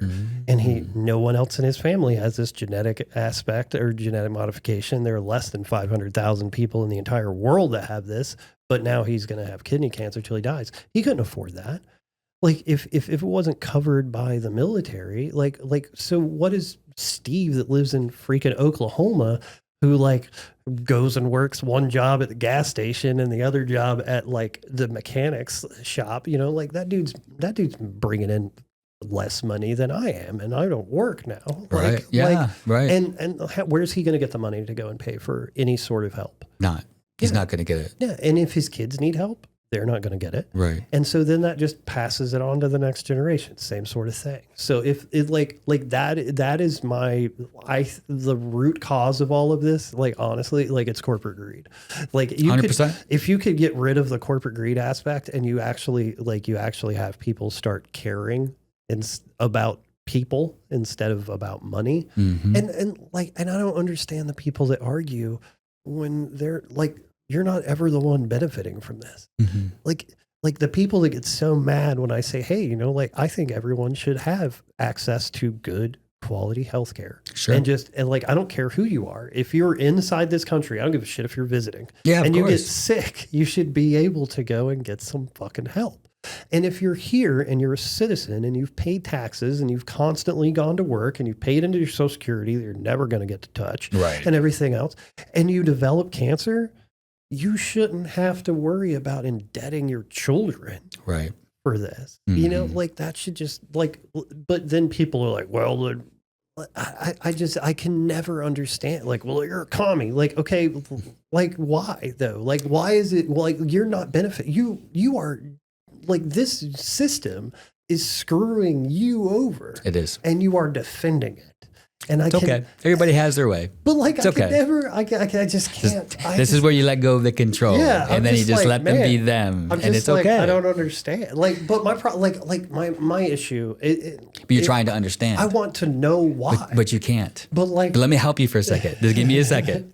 Give me a second. So So as soon as you're able to let go of that control, then you'll be a much calmer, safer, just more in tune, because you can't control your neighbor. You can't control what this person says. You can't control what that person thinks. And that is the work that we do to detach ourselves from our ideals. Like for example, I used to get all wrapped up when someone would talk shit about the Dallas Cowboys. That was my team. Don't talk about the Dallas Cowboys. Once I grew up, it doesn't mean anything. Mm-hmm. It just doesn't mean, and even the politics, even somebody who's different from me, is like, this person's allowed to have their opinion. And I can waste a lot of time and energy trying to convince them or trying to understand how they think and try to, position facts for them and this and that and try to sway them over here. But all I'm doing is wasting energy. And when I can focus on me and control here what I need to control and let go of that attachment, then things become easier in life. And it doesn't mean that you don't care. It's just the work that we can do to help us detach from those ideals because it's keeping you hostage. So I'll agree with you to an extent, but at the same time, and that's fine. Like, because you have valid points. But and even if I didn't, it's okay. Yeah. Even if it was all bullshit. Even if you didn't believe any of it, it's okay. Yeah. But that's the work. But to me, my viewpoint on it is, if you don't do that, what you see and don't attempt to make better is what you accept as what you accept as normal. So if you are okay with people acting in these manners, then by you detaching and saying, I can't control that, I can't do anything. Acting then or believing. Hold on. But by you saying, okay, these people are never going to change, and it doesn't matter what I say, and I should not put any effort towards this, right, at all, because it's better for me if I don't. Okay. By doing that, then you accept what that belief and what that system is, and you allow it to perpetrate throughout society or whatever. And there are certain things that, to me, I don't feel comfortable doing that, and I never will. Sure. That will never happen. Sure. And I'm like, you can take the extremes, like, okay, well, like, you can't ever change a pedophile, right? Like, you personally can't do anything about it. Okay, so is it okay for him to run around and do his stuff? But I can't change that. But you can control it. No, I can't. If you know that he is, if you know that he is actively one and he is doing things that are bad, you can take action on it, right? Well, someone having an opinion different from mine, or even if I don't even agree with them whatsoever, and they're allowed to have that opinion. I don't know what they're thinking in here. Okay. And I can spend a lot of time trying to fix this person or trying to get them to come on, to be a more rational person. But I'd rather invest that time in me, because that person doesn't mean anything to me. That person is gotten their own journey. They have their own path. It's great that I can share my opinion. So, for example, if somebody would be like, "Hey, Armando, what should I eat that's healthy?" Okay, here's what you could do with your healthy. And they could say, well, that's a bunch of bullshit. And then I have a choice. I can react, because being healthy and fit is important to me. It's really attached. It's who I am, right? It's my life, right? Yeah. So I can do one of two things. I can react and have aggression and try to convince this person, or I could say, thank you, and then move on. Yeah. And that's what I usually choose to do. And not always, but that's what I choose to do. And so in most cases, I would agree with you on that. That is one. That's just the better way to go through life. Like, life's easier. Yeah, it is. But like, there are just certain things that, like, I 100%. And for me, one of those is like the healthcare thing. Like healthcare and the for-profit prison system are two things that I will never not be angry about. I'm with you, brother. Hey, by the way, I'm on your team. Remember that. I'm on your team. I get you. I'm with you. But like, it's all corrupt. It's all greed. And it's disgusting. And it's just insane to me. Like, and I guess, like, it's just, I really want, part of the reason why I want to understand the people that think differently from me is because I do remember myself 20 years ago. I can go through my social media feeds and I can look at it, and I am ultra conservative. Like, I can be like, oh man, Obamacare is the worst thing in the world, and all this other stuff. And do I think that Obamacare is great? No. I don't think that it was properly set up. I don't think, but I do think that it's like everything government. For what we have, it's not bad. There are a lot of people that actually have healthcare and can get help, like that I personally know that have been able to go and get actual like good doctors instead of having to rely on the doctor at the health department who's only there fulfilling his voluntary mandatory clinic hours. Like that dude's not there to make money. He's not happy to be there. He wants you in and the fuck out, but that's where the poor people go, like that's where we go. We don't have primary care managers. We have whoever's at the fucking clinic that week, and so like, and with that, it's the same, your food, like the fact that like, good food is not readily and cheaply and good and easily available to, like, if you are making 20,000, if you only have a high school education in this country, I think it's more of like 25 grand a year is what you're making. You don't have enough. You have to buy the processed food. Probably, because it's cheaper. Probably right. Yeah. Like you can't go and get fresh organic vegetables unless you know a farmer. And even if you do know a farmer, depending upon the way subsidies are working and what they're getting paid extra for that year, like there's just so much stuff that there are food deserts in our country, like, which is an insane concept to think about, that there are people that have to travel and don't have access to the ability to travel to a grocery store to get sustenance in this country. It's prevalent. It's actually like they're called food deserts, and it's insane that there are people that don't have access to like a grocery store, period. But then imagine if you're the only grocery store around, how much money are you making? Sure. How much are your eggs costing? Because capitalism, right? Like you don't like it, drive an hour. Right. You're going to pay me $6 for this dozen of eggs because I want to be rich. It's more than that, man. It's like $9. I just went to the store. Oh yeah, I don't. But so like so much stuff is like, it's so like, it just sucks that it's so hard for poor people, right? Like to start out, right? 100%. Like just if you're below the poverty level, like you're not getting healthy because you're not going to be able to eat healthy. You can't shop on the outside of the grocery store. You have to go in the middle. You got to get the canned vegetables that last 3 years, like instead of going and getting fresh zucchini that you can make, like, and then because you are absolutely correct, what your diet, what you intake impacts your mood. Now all these poor people and people that can't afford the non-processed foods that aren't getting healthy, good stuff. Well, now their mentality's jacked up anyway. And then you put them through like shittier times than somebody that's middle class or higher because they don't have the same stressors and the same everything else. Like it just leads to just a really crappy downward spiral. It is. It just builds on itself. It does. Like just generationally over and over and over. It just puts people more and more. And like, I'm not saying that the American dream is not achievable. I absolutely do 100% agree that there can be someone born homeless on the streets and then they can be a millionaire. I think that your chances of winning the lottery are probably significantly higher than that. I do not think that this country is currently set up for you to be able to the average person to be able to achieve that sort of dream.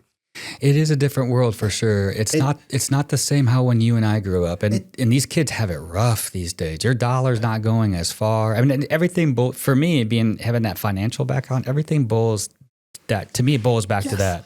Everything's about money. Everything is about money, and they have diluted the dollar so much that, like when you and I were growing up, we could probably get an apartment. Maybe I'm working in the factory. I could get an apartment with a buddy and be okay and have a car. You can't do that now. There were people raising entire families on a factory job. The mailman. And Remember that? Yeah. The mailman. And they were living well. Yeah. They were living well. They were happy, decently. Yeah. And well, I mean, this is where we get into the eat the rich part, like of my aspect okay. is like, is be you. No judgment, my friend. No judgment. So much of our wealth has been, like, people talk about redistribution of wealth and it being an issue for commies like me, or leftists or whatever. But like, yeah, it's all tied up in like 60 people. Yeah, 100%. Like they have your money. That's where it is. And what are they doing with it? They're going to space. Yeah. Yeah. Cool. I'm glad you had a good time. Yeah, and I'm glad that you brought that up. And so this is a beautiful conversation where we can exchange ideas, and then we can have agreements and disagreements, and it'd be okay.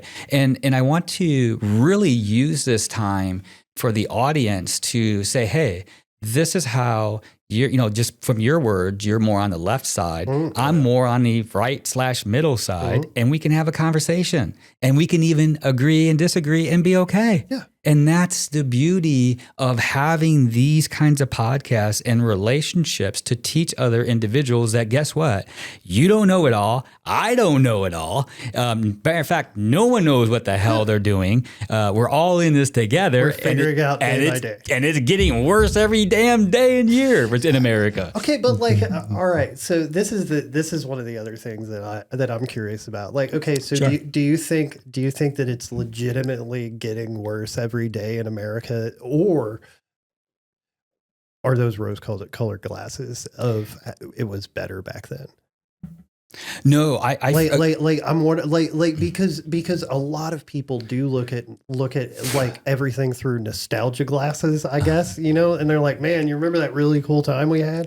It's like, okay, yeah, it sucks. Like, it does suck, but there are a lot of things that are better. Sure.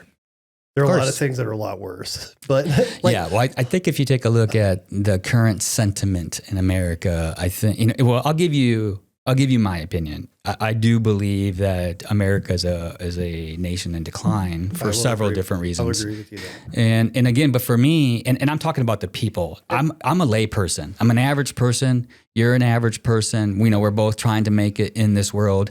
And so I would take it from the fact, again, it boils all down to me is the purchasing power of the dollar, which has been diminished by both parties for decades. Yeah, for a decade. So now it's a matter of, that's probably not going to work. Yeah, you have to wait now. But this is just where we're at.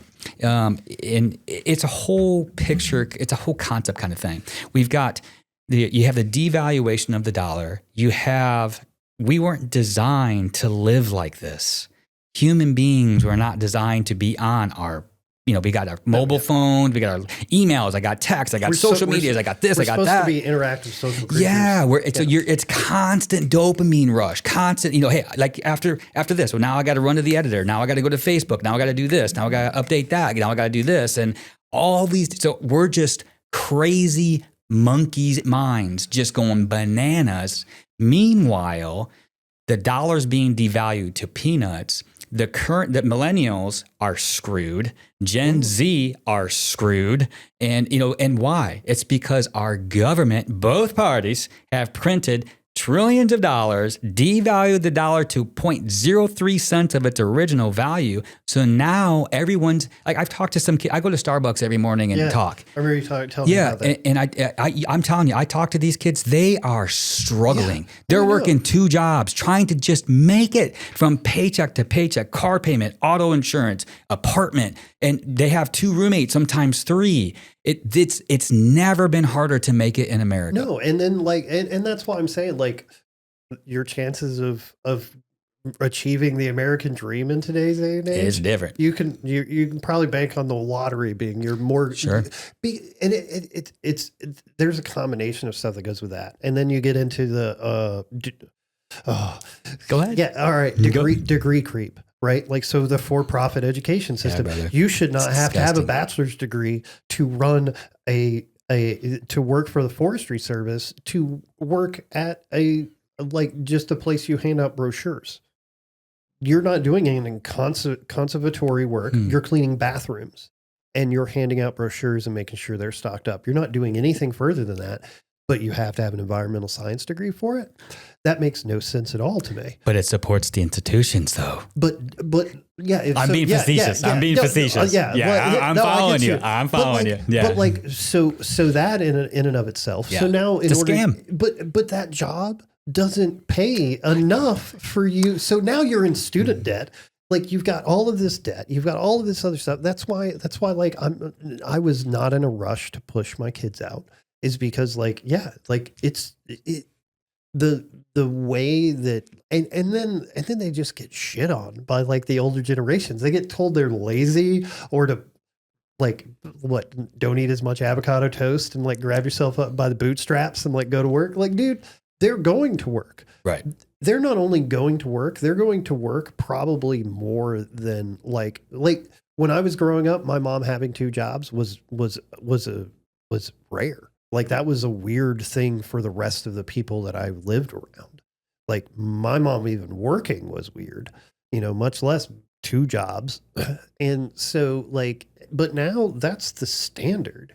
Yes, sir. I mean, and it's crazy to think that like, okay, so 2024, let's go back like 50 years. Right. Like just go back to like the mid 70s. Mm-hmm. Okay. So the economy, like before the gas crisis and all the other stuff, like 50 years ago, you could support your family. Yes, sir. On one job. Yeah. As a mailman. Yeah. Or as a factory worker and not have to worry about going and paying for school for all of this. Like I'm going to get my certificate for gunsmithing. They also, this place also offers an associate's degree in gunsmithing. Do you care if the dude building your rifle has an associate's? Not at all. Why does that exist? For money.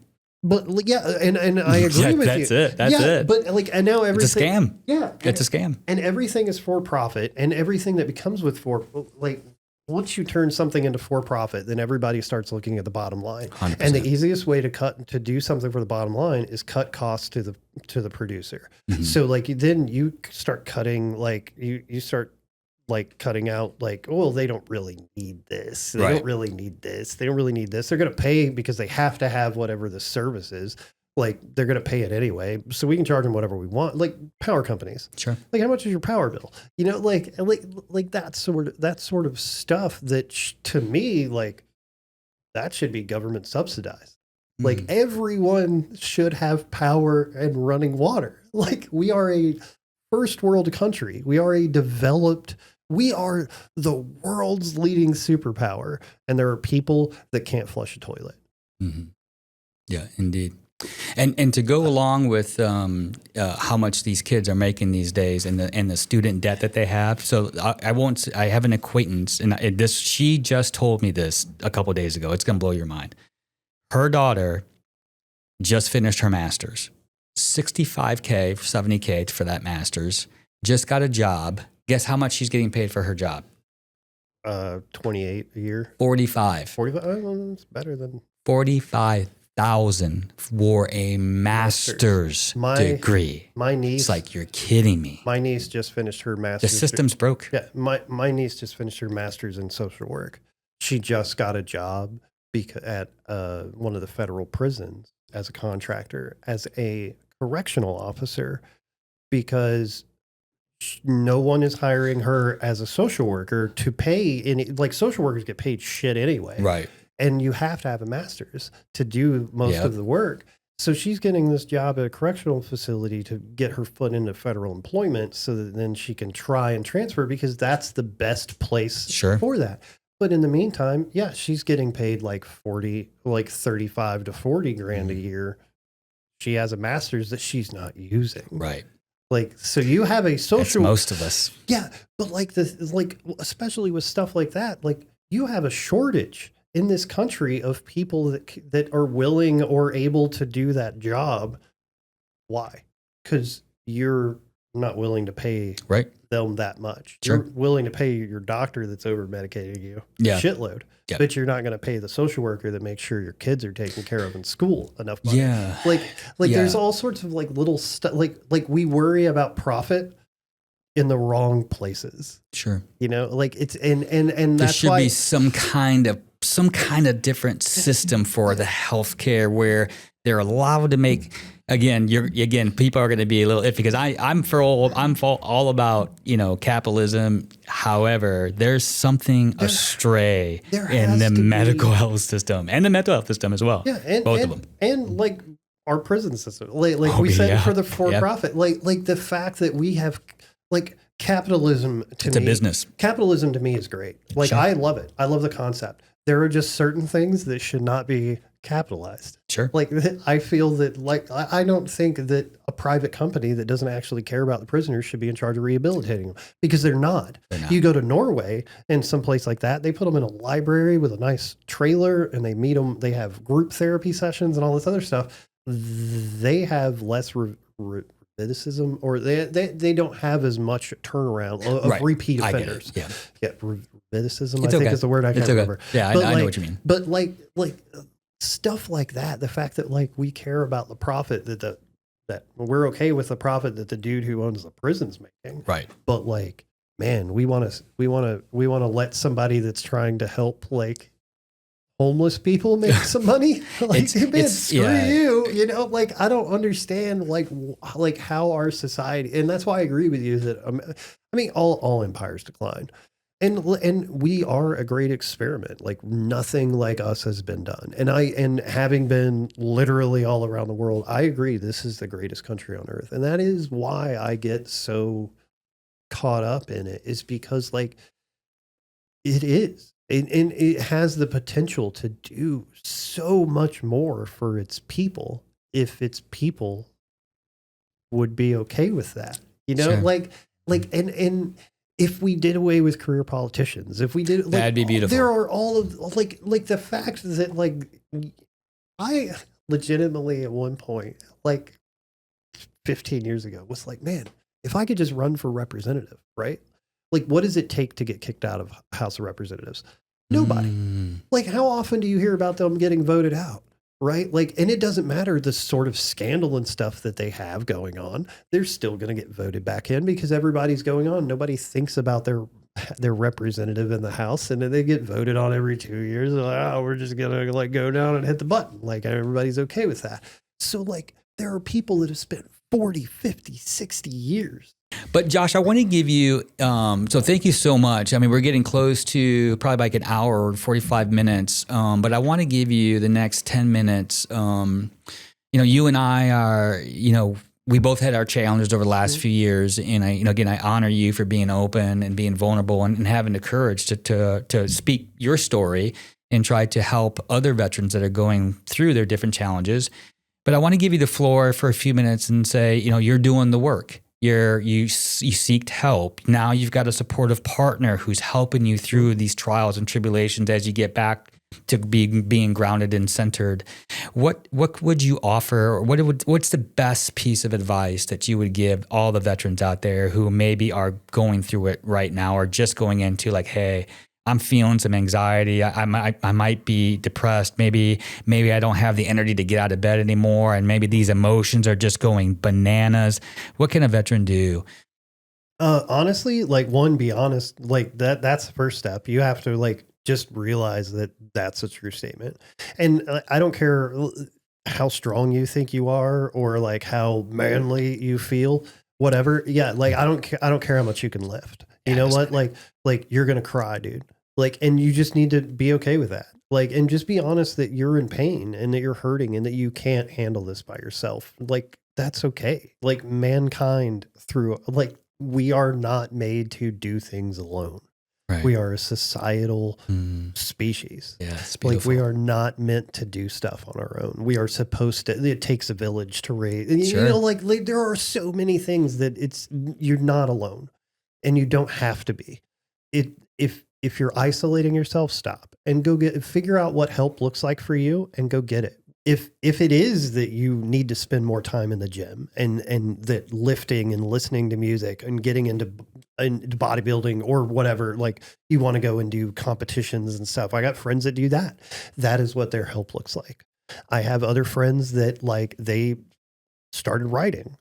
That's what their help looks like. I got one friend that's running a multi-million-dollar business now. I'm pretty sure. And that is, yeah, he's working nonstop. I bet. That's what his help looks like, you know? And like, so that is the most important thing is, one, like you have to be honest with yourself and admit that like, I'm not okay.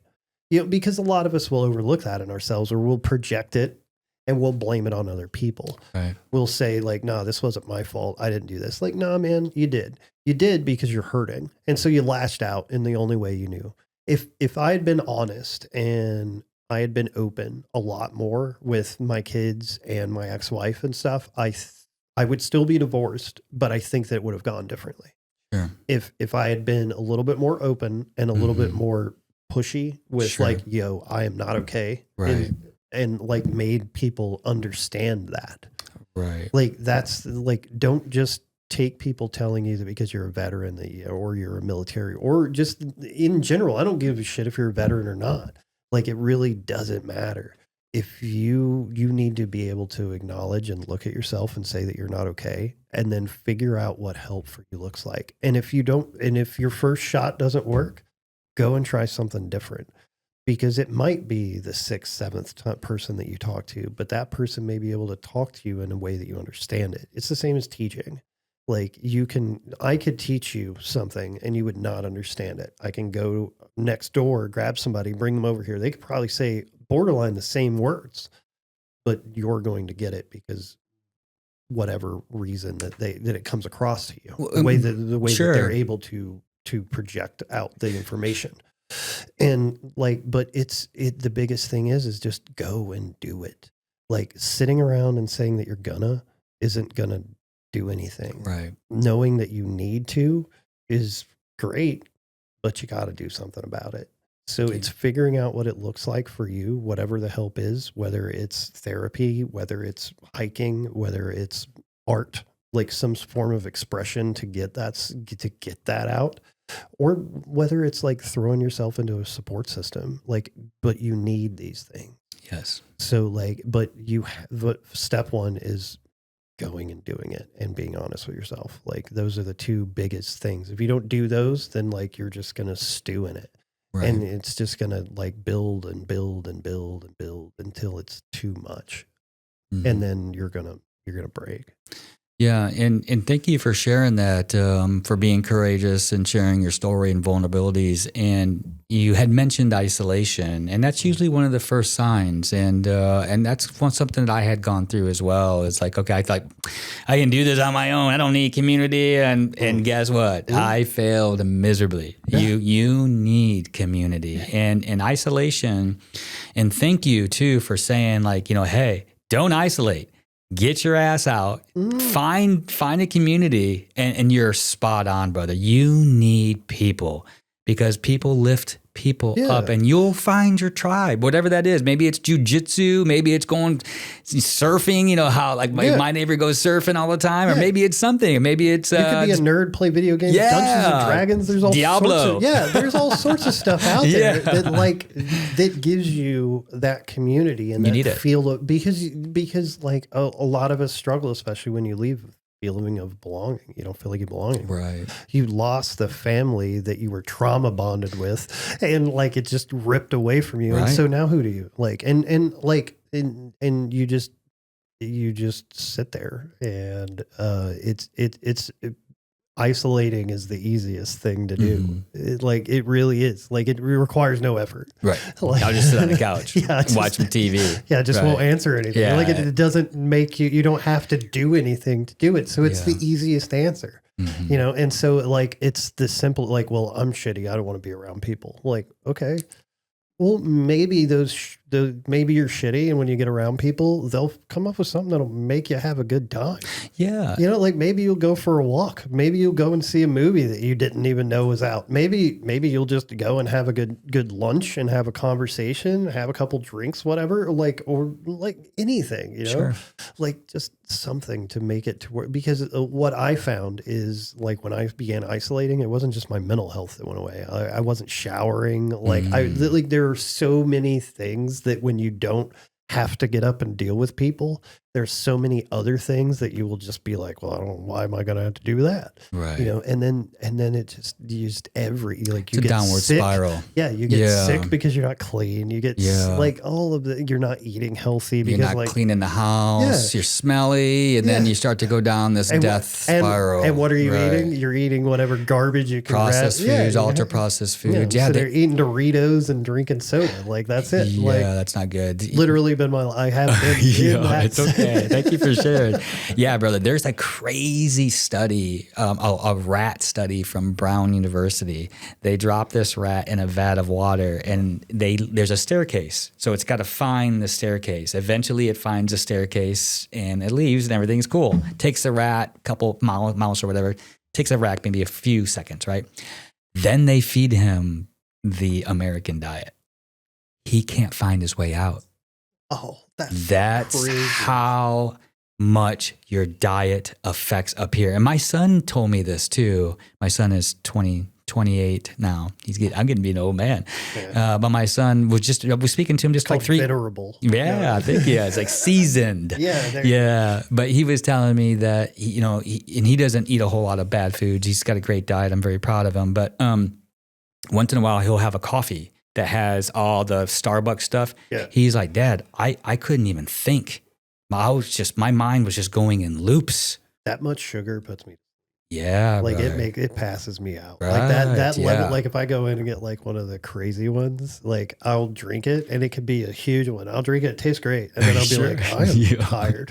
I know, right? That was a lot. I know. It's just amazing. Like what, and I didn't know any of this stuff. Like I really I've been a healthy person for the last 15, 20 years. Eat healthy. However, I never realized it was just because you wanted to. It wasn't because you knew but I never realized like how much it was really affecting my mind. It is bananas. I mean, like, let me look at I remember when I first started as a kid, they didn't have vending machines in schools, and then like before I graduated, they had vending machines in schools, and a lot of the kids would eat from there. I can imagine you could do a study comparing the two of those, and I bet you that the chances are that the prior to vending machine students probably performed better overall. 100%. Yeah, 100%. It's one of those things we kind of take for granted, but I feel like, America is waking up to all this stuff. I really feel like there's a movement, a health movement, to get America back on track and to take our health back. The thing that I'm glad about with that is that seems to finally be taking place on both sides, on all sides of the political spectrum.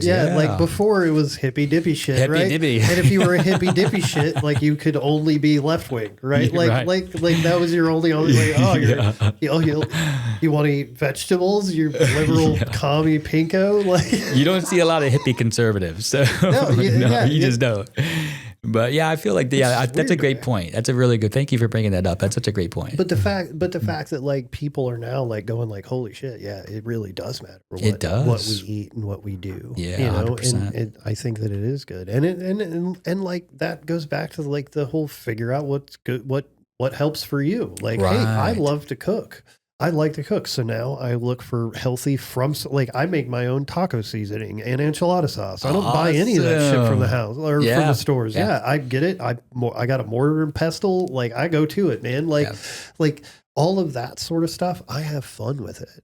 So, and it's therapeutic for me. 100%. It really is. And so like, to me, like finding good food and finding ways to make it taste good, like to me, that's a fun, enjoyable activity. And I can involve my support system. I can involve my family, my wife, my stepdaughter, my stepson. Everybody can get visitors over there. I went and bought a fondue pot because I want community. Because like having that, like there, like what else it's not like you're sitting there eating like a steak and everybody's quiet. Like you're dipping food in and laughing and joking, like, so it's a good community when you have friends over and like sort of meal. Yeah. So like stuff like that, like that is what works for me. Good. Is finding the little joys that I can, and focus more on those. Yeah. Like, because if I focus on the bad parts and the stuff I can't control, like the other people in my life that I have zero control over, but like do cause me pain. Like if I gave them that much of my effort, of my time and effort, I would break again, and it's just not worth it.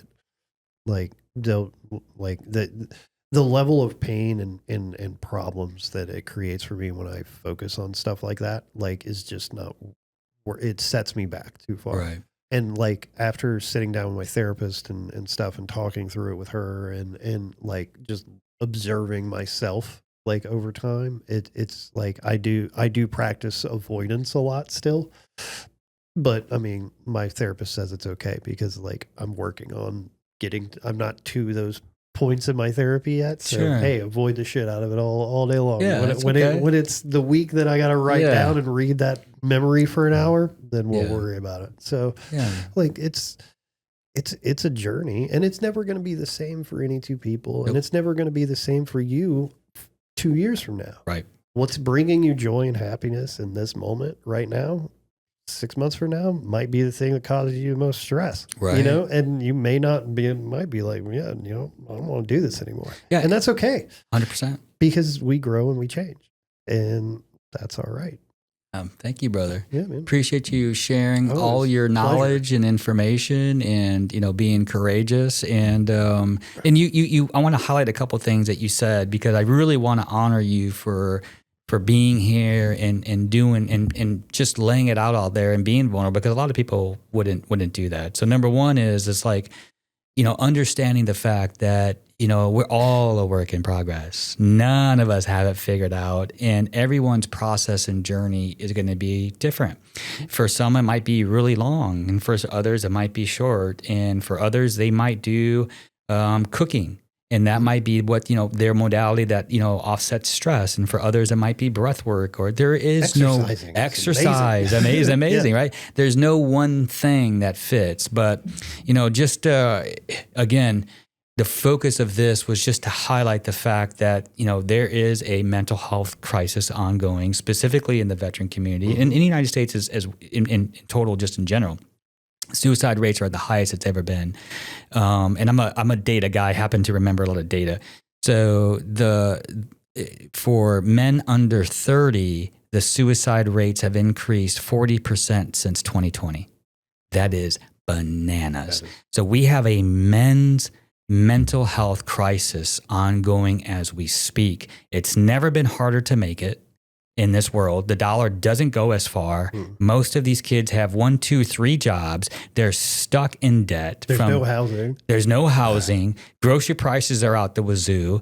I'm an ex-financial guy. Things ain't gonna get any better. The worst is yet to come. Yeah, because something's going to pop. Oh, yeah. It's going to collapse. It's going to collapse, and we're due for one. So it's been, 15 or something like that? I think the last real estate bubble or whatever? 2008 was the last real estate bubble. They had when COVID hit, that was a big market dump. But, they've essentially... But that was due... That wasn't... Right. Because of the market. That was just due to exterior stuff, for sure. The market is just becoming unsustainable at this point. Yeah, well, it's a casino. The stock market's a casino. There is no valuations and metrics that they use to analyze a stock. It's irrelevant. All of it's irrelevant. So it's a big. So, anyways, with the economic situation that we have, with the mental health crisis, with big pharma issues like we talked about, with the food industry we talked about, pick one. Yeah. Pick one. Pick a problem. All of it adds together. It's a big, huge mess right now. But nobody wants to address it because, so where do you start? And how do you start, right? Because then you get into the okay, so cool. If we agree that mental health and health is not accessible to everybody, then how do we make that accessible? Right. Okay, so do we decapitalize it and extra regulate it? Well, that's not going to make 3/4 of this country happy. There's a chunk of mid to liberal people that are never going to go for a single payer tax thing. It's just never going to happen. Sure. So then how do you bring that in line? Do you get rid of tort reform, malpractice? That's the problem is the people that should be able to fix it. This is just too much of an issue that I feel like they just ignore it. And then because they're not talking about it and it's never put out there very often, unless something pops up like the guy in New York or wherever, the Trump Tower with the Cybertruck. Right. That dude was active duty. Right. The dude had some issues. Probably could have talked to somebody. Mm-hmm. Other people should have seen something and maybe said something. Mm-hmm. If that had happened, then there's a large chunk of people that would be going along just imagining that like everybody in the military, we're just all dandy, and because like out of sight, out of mind. Sure. Nobody's talking about like, not very many people are talking about the effects of nutrition on like your mental health. They talk about it to an extent with the education, but if you remember, how big of a deal was it when Michelle Obama tried to push like healthy foods into schools? That was a huge pushback because who are you going to tell my kids what to eat? Like, well, I mean, like, some of you aren't even feeding your fucking kid. Oh my God. Like, I mean, but that's the reality. Some of these schools are now staying open year round to make sure that kids, that their only food that they can get is when they go to school. Really? So they're I want to say one of the high school up here last year you could go there as a student in the summertime, so you could make sure you could get lunch. Wow. They did it in Chicago and they did it in Norfolk when I was there too. And it's like that sort of thing. Like, again, no one should go hungry, and like no one should not have running water. No one should not have but yeah, it gets to the fact where like people just aren't talking about it. And so that's why I'm glad to come on here and thanks for having me, because like parts of my life were shitty, but overall, like I've had a great time. Sure. And it sucks to me that those blemishes where I have attempted suicide in the past, or where I've had the ideation that like out of this beautiful fucking painting of my life that I've had so far, you have like these dots of just extreme darkness, like where I just didn't know that I could go and get help. And now that I know that I can go and get help, like it's just vibrant and like I'm happy, and I'm excited and like, because I have people that are acknowledging me and saying, yes, this is accurate and you are allowed to feel that way and it's not weird and it's not a problem and what you went through is valid. Like now that I have that, instead of people telling me that it's not, like everything is different. Good.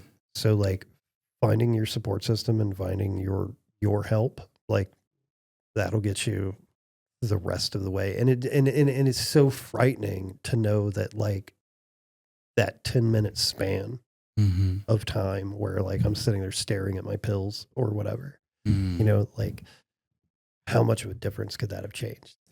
Like what would it be like if I had followed through in those 10 minutes, and it's like, what would I have missed out on? And that's me being selfish. That's not even me thinking about like what would that have done to my kids? But I mean, like just my life that I've gone through since all of this has happened and everything. Like it's been great, and I would have missed out on every bit of it. Thank you for sharing that. And so it like go and get help. Yeah, that's brother. just the biggest. Like, don't let 10 minutes like strip your life away from you. Go and talk to somebody.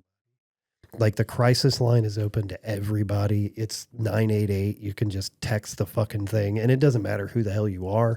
You just call it, and somebody's going to get a hold. And that's 988, right? Just texting, correct? Yeah. Yeah. Thank you. And like, and it is so valuable, and because like I don't care who you are or how bad you think you are. You like in this moment, you have something to teach someone. You have value. Like everybody that breathes has value. Of course. Like I don't care who you are. Like I can learn something from you, whether it's how to be or how not to be. One way or the other. It's all about the lesson that I take from you, but you have a lesson to teach somebody. And don't take that away from yourself, and don't take that away from them. And like just go and get the help. Thank you. Mm-hmm. Thank you, brother. I appreciate you. Well, thank you so much for everything, my friend. And for all the veterans out there, please seek help if you need it. If you're having a bad day, remember it's just a moment in time, and there is help out there for you. Call somebody, text somebody.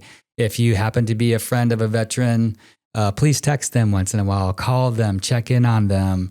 We're losing 20 to 22 veterans per day, ladies and gentlemen, and they need help. So thank you very much for being here. Yeah, thanks for having me, brother. Thanks, brother.